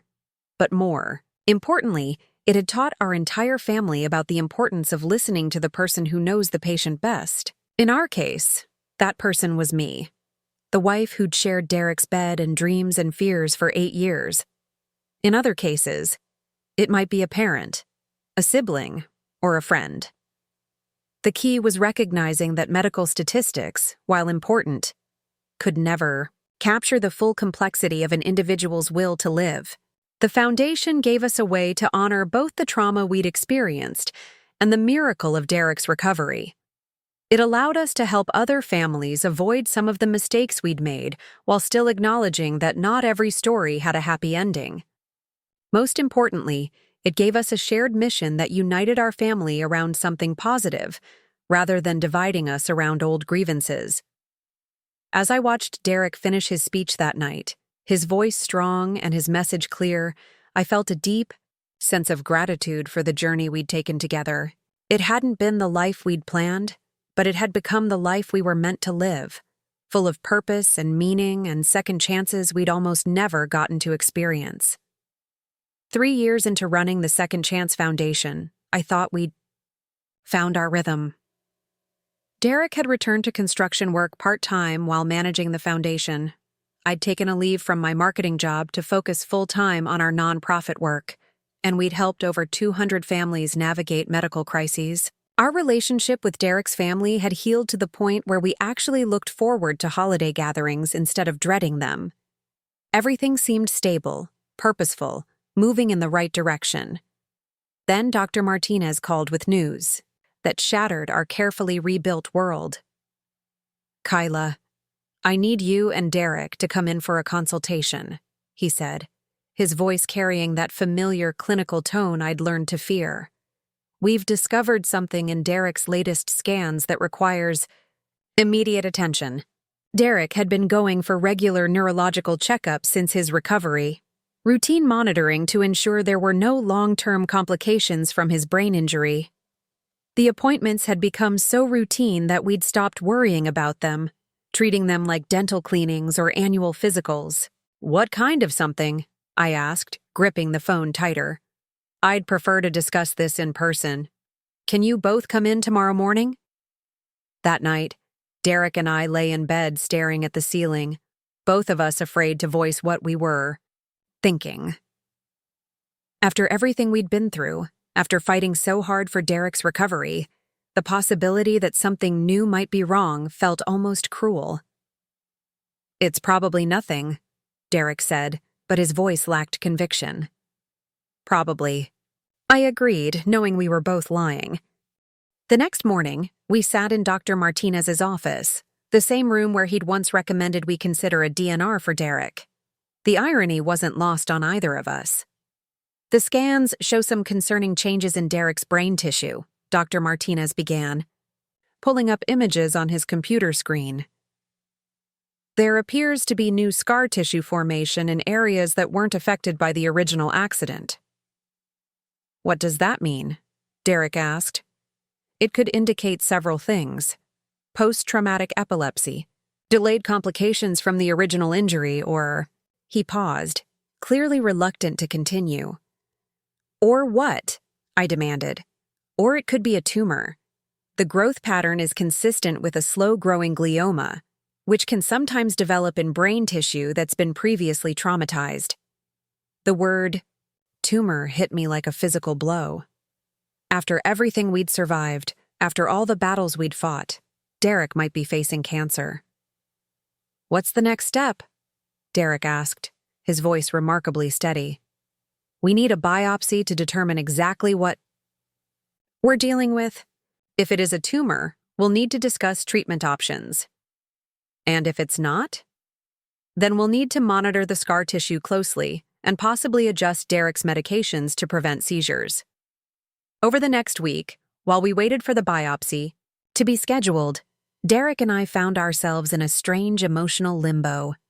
We continued our foundation work, attended meetings, counseled families, but everything felt surreal, like we were playing roles in someone else's life. "I keep thinking about irony," Derek said one evening as we sat on our back porch watching the sunset. "We spend all this time helping families deal with medical crises, and now we're facing another one ourselves. Maybe that's why we're equipped to handle it," I said, though I wasn't sure I believed it. Or maybe the universe has a twisted sense of humor. The biopsy was scheduled for a Friday morning at OHSU, the same hospital where Dr. Rodriguez had given us hope during Derek's coma recovery. This time, however, the procedure felt different. Derek was awake, aware, able to discuss his fears and hopes instead of lying unconscious, while others made decisions about his fate. "Whatever this is," Derek said as we waited in the pre-op room, "I want you to know that I'm grateful for these last 3 years. If I had died in that coma, I would have missed all of this. The foundation, our stronger marriage, making peace with my family. Even if this is the end, it's been worth it." "Don't talk like that," I said, though tears were already forming in my eyes. "We don't know what this is yet." "I know. But I also know that if something happens to me, you'll be..." "Okay, you're the strongest person I've ever known, and you've already proven you can survive anything." The biopsy took 2 hours. I spent the time in the waiting room calling my sister, updating our foundation staff, and trying not to think about what life might look like if Derek's tumor was malignant. Patricia arrived halfway through the procedure, followed by Amanda and Marcus. Despite everything that had happened between us, Derek's family had rallied around us during this new crisis. "Any word yet?" Patricia asked, settling into the chair beside me. "Not yet. They said it would take a couple of hours." "He's going to be fine," she said firmly. "After everything Derek has survived, he's not going to be defeated by this." I appreciated her confidence, even though I knew she was probably as scared as I was. When Derek was finally wheeled out of surgery, he was groggy but alert. "How did it go?" he asked Dr. Martinez. "The procedure went smoothly. We were able to get a good tissue sample without damaging any surrounding brain tissue. We should have results in 3 to 5 days." Those 3 to 5 days stretched endlessly. Derek returned to foundation work, determined to maintain some sense of normalcy, but I could see the strain in his eyes. He'd wake up in the middle of the night, touching the small bandage where the biopsy had been taken, as if checking to make sure it was real. "I keep having dreams about the coma," he told me one morning over coffee. "But this time, I can't hear your voice calling me back." "That's not going to happen," I said fiercely. "Whatever this is, we're going to fight it together. And if it's something we can't fight, then we'll face it together too." On Wednesday afternoon, Dr. Martinez called with the results.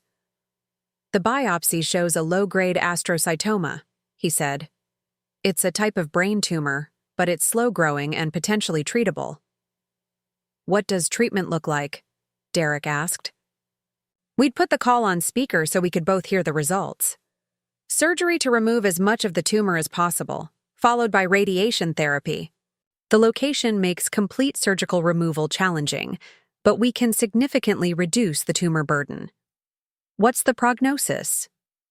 "With treatment, many patients with low-grade astrocytomas live for years, sometimes decades. The key is acting quickly before the tumor has a chance to progress." After we hung up, Derek and I sat in our kitchen in stunned silence. Cancer. Derek had brain cancer. But it was treatable, potentially manageable. After everything we'd been through, it felt almost anticlimactic. "Well," Derek said finally, "at least this time we know what we're dealing with from the beginning. And this time, your family is on our side." The surgery was scheduled for the following month, giving us time to prepare both practically and emotionally. We met with the surgical team, discussed risks and benefits, and made arrangements for the foundation to continue operating during Derek's recovery period. Most importantly, we talked honestly about our fears and hopes.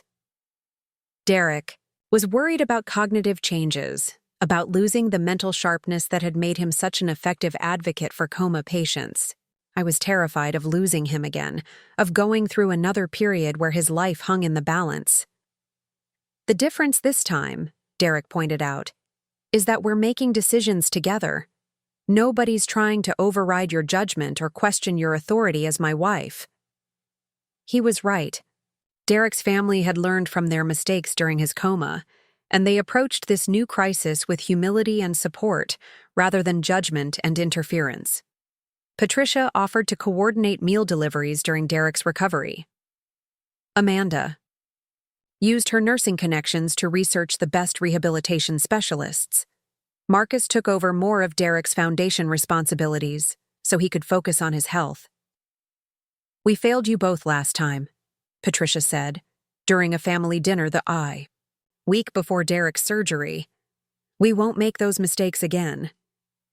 The night before surgery, Derek and I walked through our neighborhood, holding hands and talking about everything and nothing. It was late spring, and the cherry trees were blooming, filling the air with the sweet scent of new life. We passed the elementary school where we'd often talked about sending our future children, the park where Derek had proposed, the coffee shop where we'd had our first date. "If something goes wrong tomorrow," Derek said as we paused in front of our house, "I want you to know that marrying you was the best decision I ever made." Fighting for our marriage during the coma situation made me realize how precious what we have really is. "Nothing's going to go wrong," I said, but I kissed him like it might be the last time, memorizing the feel of his lips, the warmth of his skin, the familiar scent of his cologne. The surgery took 6 hours, longer than expected because the tumor was more extensive than the scans had indicated. Dr. Sarah Chen, the neurosurgeon we'd chosen based on her reputation and her willingness to explain everything in detail, emerged from the operating room looking tired but satisfied. "We were able to remove about 80% of the tumor," she told our gathered family. "The remaining tissue is in areas where removal would risk significant cognitive damage. We'll target that with radiation therapy." "How did Derek handle the procedure?" "Very well. He's stable, his vital signs are strong, and he was able to follow commands during the portions of surgery where we had him awake." "Awake?" I asked, horrified. "It's standard for brain tumors in areas that control speech and motor function. We need the patient conscious so we can monitor their responses and avoid damaging critical brain tissue." The thought of Derek being awake during brain surgery was almost more than I could bear, but I was grateful for Dr. Chen's careful approach. Derek spent 3 days in intensive care before being moved to a regular room. Unlike his coma experience, this recovery was straightforward and predictable. He was alert from the moment he woke up, asking questions about the surgery and demanding updates on foundation business. "How much of the tumor did they get?" was his first coherent question. "About 80%. The rest will be treated with radiation." "And my brain? Everything's still working up there?" I squeezed his hand. "You're still the same stubborn, determined man I married." The radiation treatments began 3 weeks after surgery. Derek received treatments 5 days a week for 6 weeks, a routine that became as familiar as our old hospital visits during his coma recovery. The side effects were manageable but noticeable: fatigue, mild nausea, some temporary hair loss around the treatment area. "I feel like we're becoming professional patients," Derek joked after one particularly exhausting treatment session. "At least this time we know what to expect," I replied. "And this time, we're making the decisions together instead of having them made for us." The foundation work provided a welcome distraction during Derek's treatment. We were in the middle of planning our 3rd annual gala, and Derek insisted on maintaining his speaking engagements despite his doctor's recommendations to rest. "This is exactly why we started the foundation," he said, when I suggested he cancel a presentation to medical students. "To show that life doesn't stop because of medical challenges." Watching Derek speak to those students about his experiences as both a coma patient and a cancer patient was profoundly moving. He talked about the importance of treating patients as whole human beings rather than collections of symptoms, about the need for honest communication between medical teams and families, about the power of hope tempered by realistic expectations. "I've been on both sides of the medical equation now," he told the audience. "As an unconscious patient whose family nearly gave up on him, and as an awake patient making my own treatment decisions. Both experiences taught me that medicine is as much about relationships and communication as it is about technology and expertise. After the presentation, a young medical student approached Derek with tears in her eyes. "My grandmother is in a coma right now," she said. "My family is being pressured to consider withdrawing life support, but after hearing your story, I think we need to ask more questions." "What does your heart tell you about your grandmother?" Derek asked. "That she's still fighting. But the doctors say her chances are minimal." "Then help your family ask for a second opinion. Help them understand that minimal doesn't mean zero, and make sure someone is advocating specifically for your grandmother's wishes and values, not just for what seems medically logical." 6 months after Derek's surgery, his scans showed no tumor growth in the remaining tissue. His cognitive function had returned to normal, and his energy levels were gradually improving. We cautiously began to hope that we'd caught the cancer early enough to manage it long-term. "I feel like we've been given another second chance," Derek said as we reviewed his latest test results. "How many second chances do you think one couple gets?" I asked. "I don't know, but I'm grateful for everyone." The experience of facing cancer together had been completely different from navigating Derek's coma. This time, we'd been true partners in every decision, united in our approach rather than fighting external opposition. Derek's family had learned to trust my judgment and support our decisions rather than questioning them. The medical team had treated us as collaborators rather than obstacles to overcome. It's amazing how much easier medical crises are when everyone is working toward the same goal, I observed during one of our conversations with Dr. Chen. "The coma situation taught everyone a lot about family dynamics and decision-making," Derek added. "In some ways, going through that terrible experience prepared us all to handle this one more effectively." Our foundation work took on new dimensions as Derek began incorporating his cancer experience into his advocacy. He spoke at oncology conferences about the importance of patient autonomy, at family support groups about maintaining hope during treatment, and at medical ethics seminars about the lessons learned from his coma experience. Having been both an unconscious patient and a conscious patient has given me unique insight into how medical decisions feel from the patient's perspective, he would tell audiences. "When I was in a coma, decisions were being made about me without me. When I had cancer, I was an active participant in every choice. Both experiences were challenging, but being involved in my own care made an enormous difference in how I processed the experience." The foundation expanded its services to include support for families dealing with cancer diagnoses, particularly brain tumors and other conditions that might affect cognitive function. We developed educational materials about patient advocacy during cancer treatment, about the importance of second opinions, and about navigating complex medical decisions. 1 year after Derek's cancer diagnosis, we held a special foundation event focused on the theme of multiple medical challenges. Families shared stories about loved ones who'd survived car accidents only to face cancer, patients who'd overcome one serious illness only to be diagnosed with another, couples who'd learned to navigate repeated medical crises together. "Life doesn't give you just one test," Derek said in his keynote speech that night. "Sometimes it keeps testing you, seeing how much you can handle, how much you can grow, how strong your relationships really are." My wife and I have faced a coma, a court battle with my family, and cancer. Each challenge taught us something different, about love, about courage, about the importance of advocating for what you believe in. He paused, looking out at the audience of families who'd faced their own repeated challenges. "But here's what I've learned.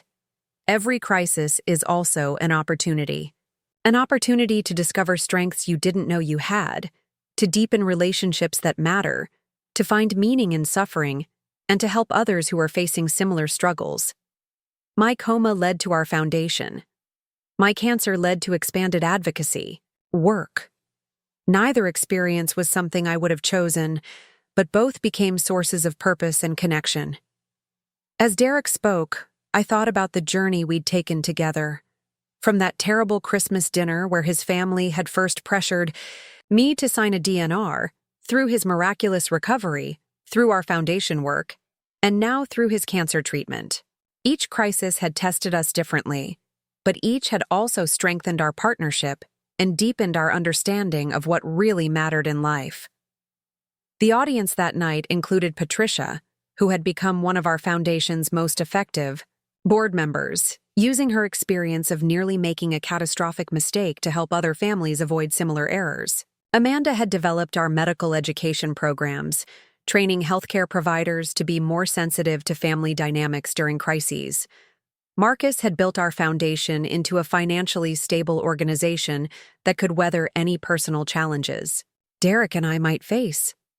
Even Tyler had found his calling through our work, developing peer support programs that had helped hundreds of siblings navigate family medical crises without feeling forgotten or overwhelmed. What I'm most proud of, Derek continued in his speech, isn't that I survived a coma or that I'm successfully managing cancer. I'm most proud that we turned our personal traumas into tools for helping others, that we transformed our family conflicts into deeper understanding, and that we learned to face uncertainty together instead of letting it divide us. After the event, as we cleaned up and said goodbye to the last guests, Derek and I found ourselves alone in the quiet ballroom where we'd shared our story with hundreds of people. "Do you ever regret fighting so hard for me during the coma?" Derek asked, knowing now that we'd face cancer just a few years later. "Never," I said without hesitation. "Every day we've had together since then has been worth fighting for. Every family we've helped, every relationship we've rebuilt, every moment of happiness we've shared. None of that would have been possible if I'd given up on you.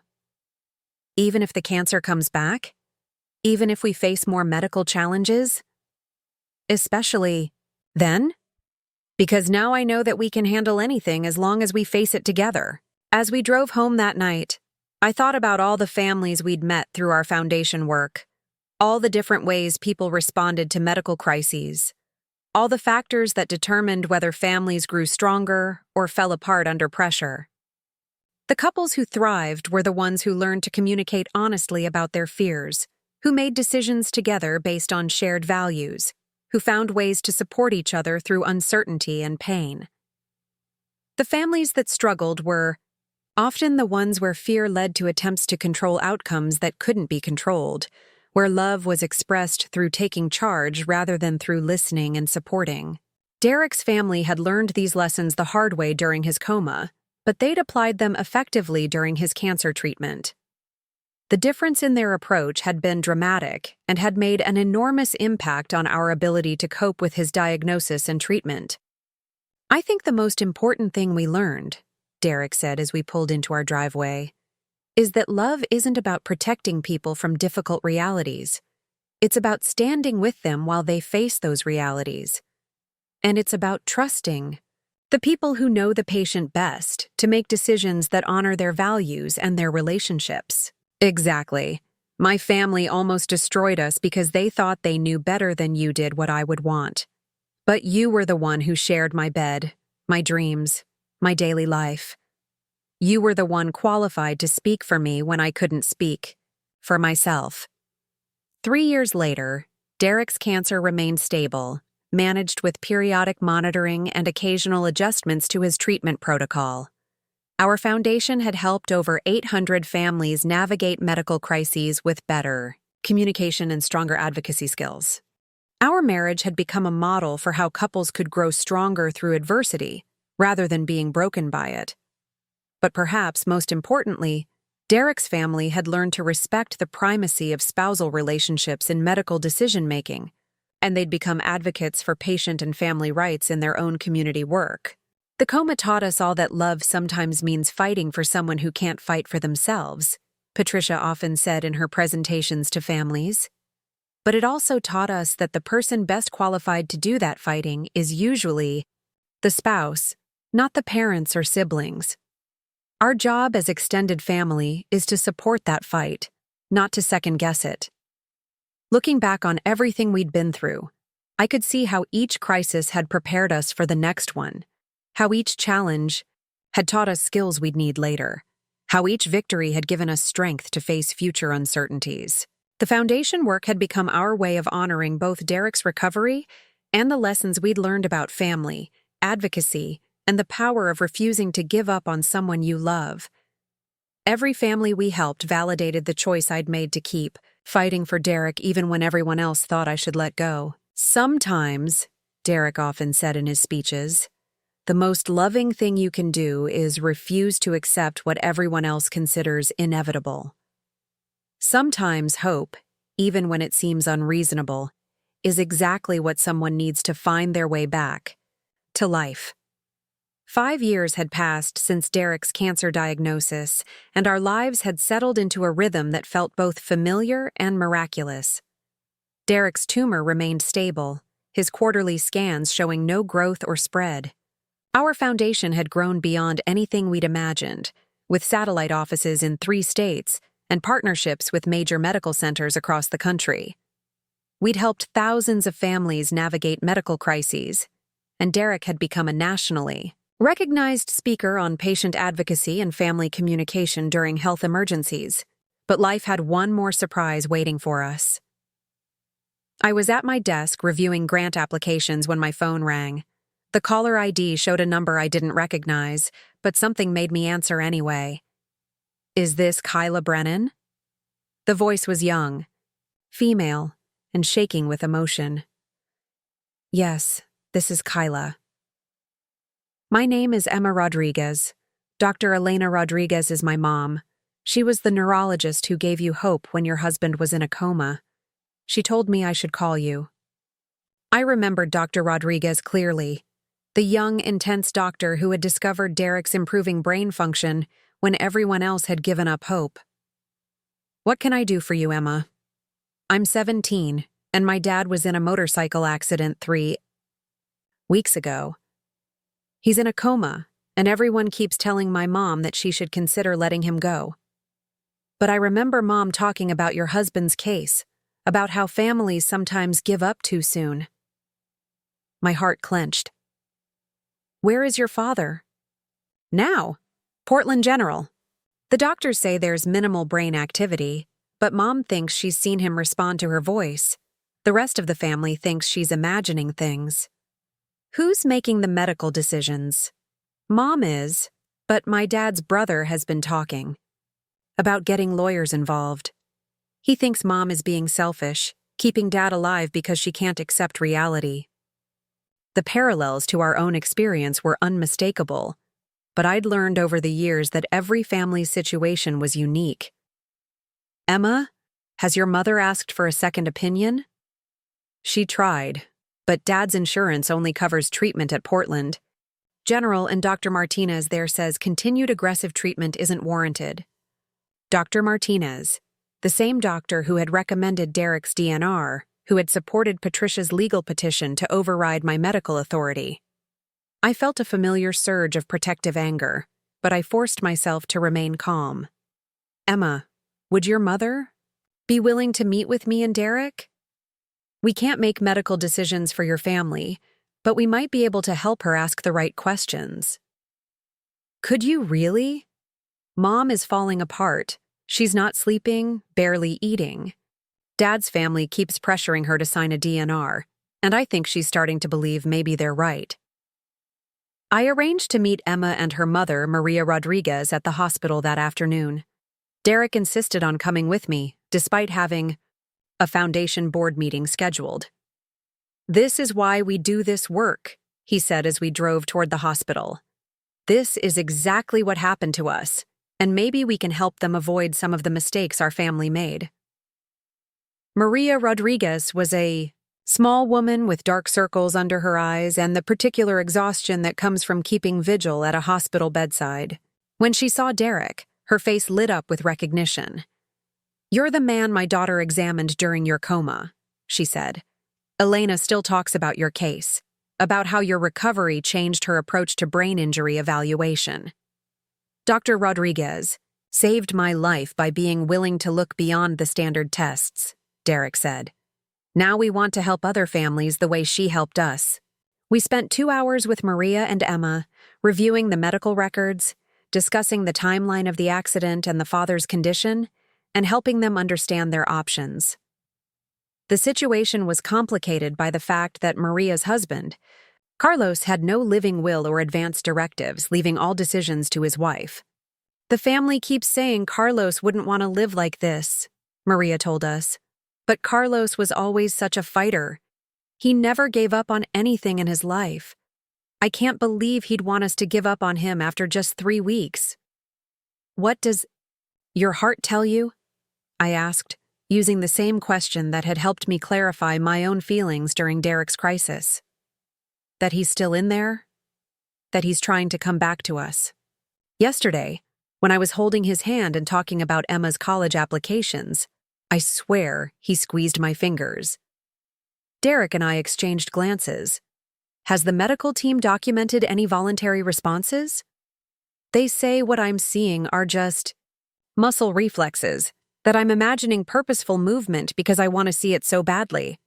That's exactly what they told Khyla, Derek said. But she trusted her instincts, and she was right. We helped Maria understand her rights as Carlos's wife, connected her with the same medical attorney who had helped us, and arranged for an independent neurological evaluation through our foundation's network of specialists. Most importantly, we assured her that advocating for her husband didn't make her selfish or delusional. Fighting for someone you love is never wrong, I told her. Even if the outcome isn't what you hope for, even if other people think you're being unrealistic, you're the person who knows Carlos best, and you have the right to make decisions based on that knowledge. 2 weeks later, Emma called with news that felt like déjà vu. Mom got the second opinion, and the new doctor found signs of brain activity that Dr. Martinez missed. They're saying Dad might be in a minimally conscious state instead of a vegetative state. What does that mean for his treatment? They're going to try a different medication protocol and continue monitoring for signs of improvement. The family has backed off about the DNR, especially after the new doctor explained that Dad's condition might not be as hopeless as they originally thought. 6 weeks after that call, Emma phoned again, this time with joy bubbling through her voice. Dad woke up yesterday. He's confused and weak, but he's awake and he recognized Mom and me. The doctors say it's going to be a long recovery, but he's going to live.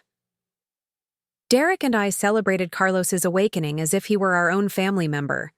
In a way, he was.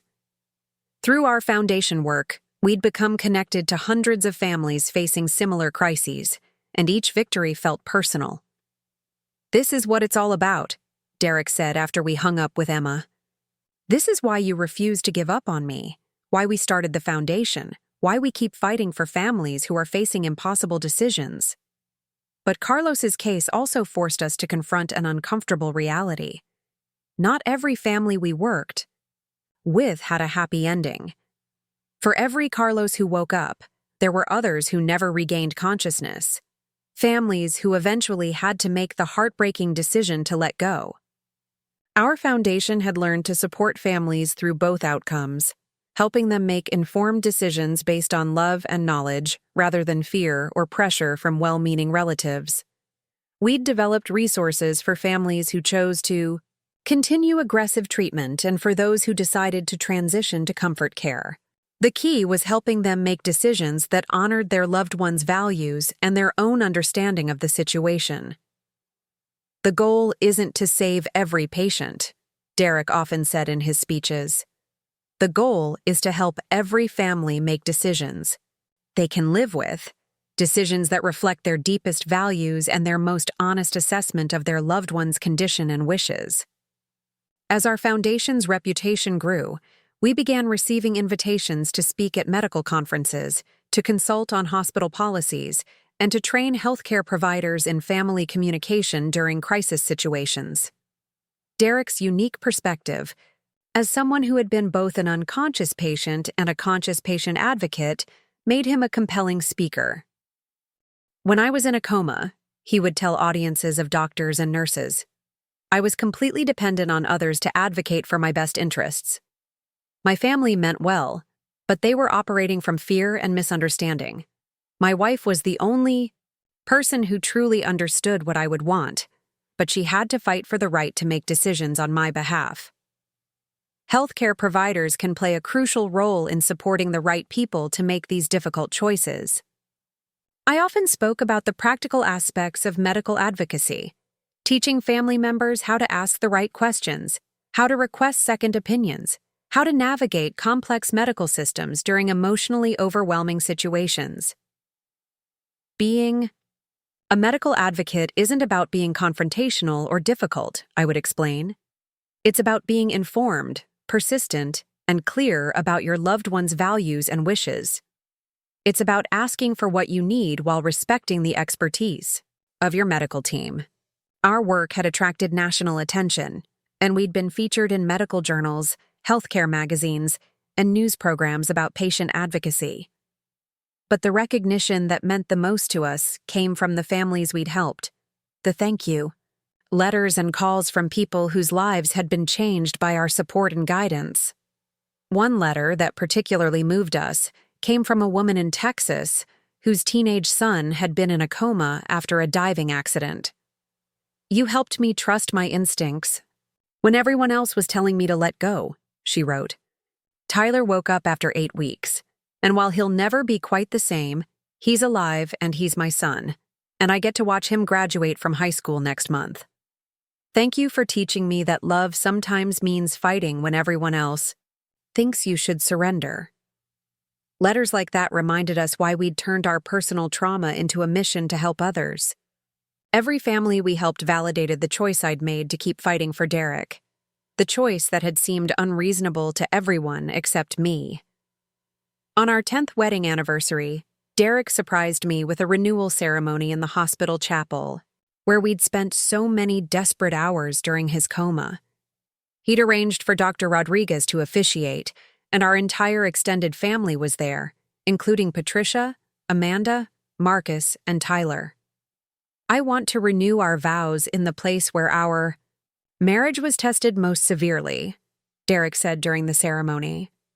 10 years ago, we promised to love each other in sickness and in health. We had no idea how thoroughly that promise would be tested, but Khyla proved that some promises are worth everything.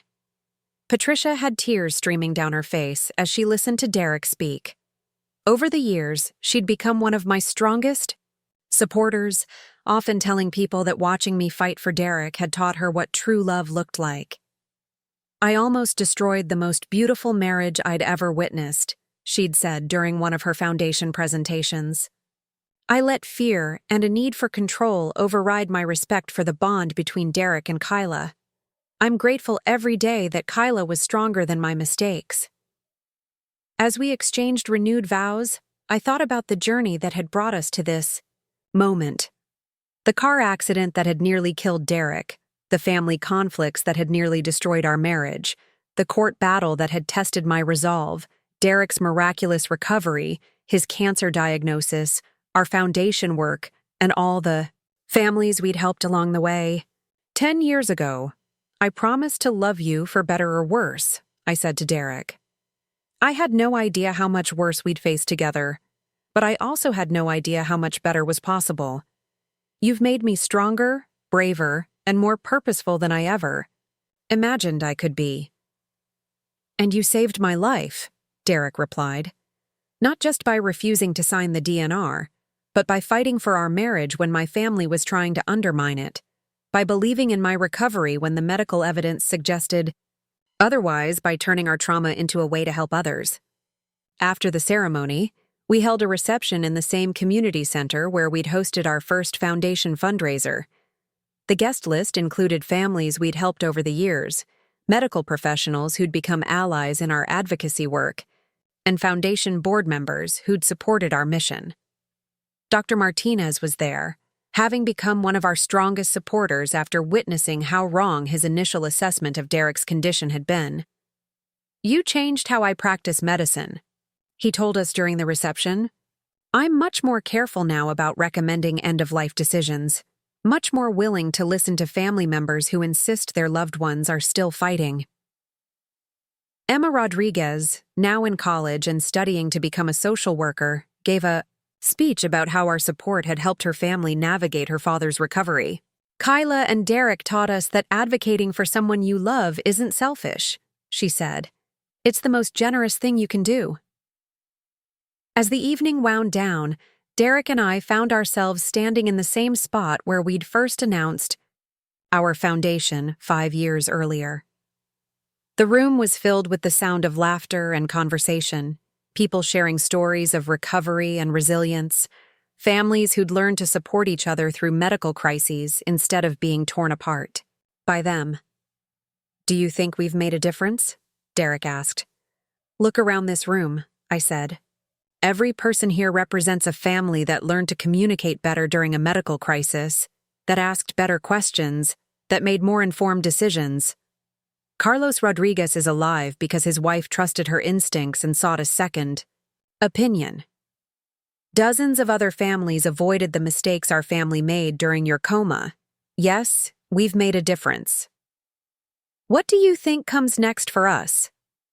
I thought about the question seriously. Our foundation was thriving. Derek's health was stable, our marriage was stronger than ever, and our relationships with his family had been completely transformed. I think we keep doing this work as long as families need support. I think we keep sharing our story as long as it helps people understand that love sometimes means fighting when everyone else thinks you should give up. And I think we keep proving that marriages can grow stronger through adversity instead of being broken by it. Derek pulled me close, and I could feel the steady beat of his heart, the warmth of his skin, the familiar comfort of his presence. This man who had nearly died, who had survived a coma and cancer, who had become my partner in turning personal trauma into purposeful work. "I love you," he said simply. "I love you too. Always have, always will. Through comas and court battles, through cancer and recovery, through everything that comes next." As we drove home that night, I thought about all the ways our lives had changed since that terrible Christmas dinner when Derek's family had first pressured me to sign a DNR.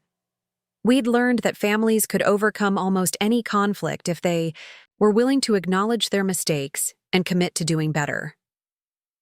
We'd discovered that personal trauma could become a source of strength and purpose if you were willing to use your pain to help others. We'd proven that love, when it's strong enough and stubborn enough, could overcome medical statistics, family pressure, and even the fear of loss. Most importantly, we'd learned that some battles are worth fighting even when everyone thinks you're wrong, even when the odds are against you, even when the cost is higher than you ever imagined.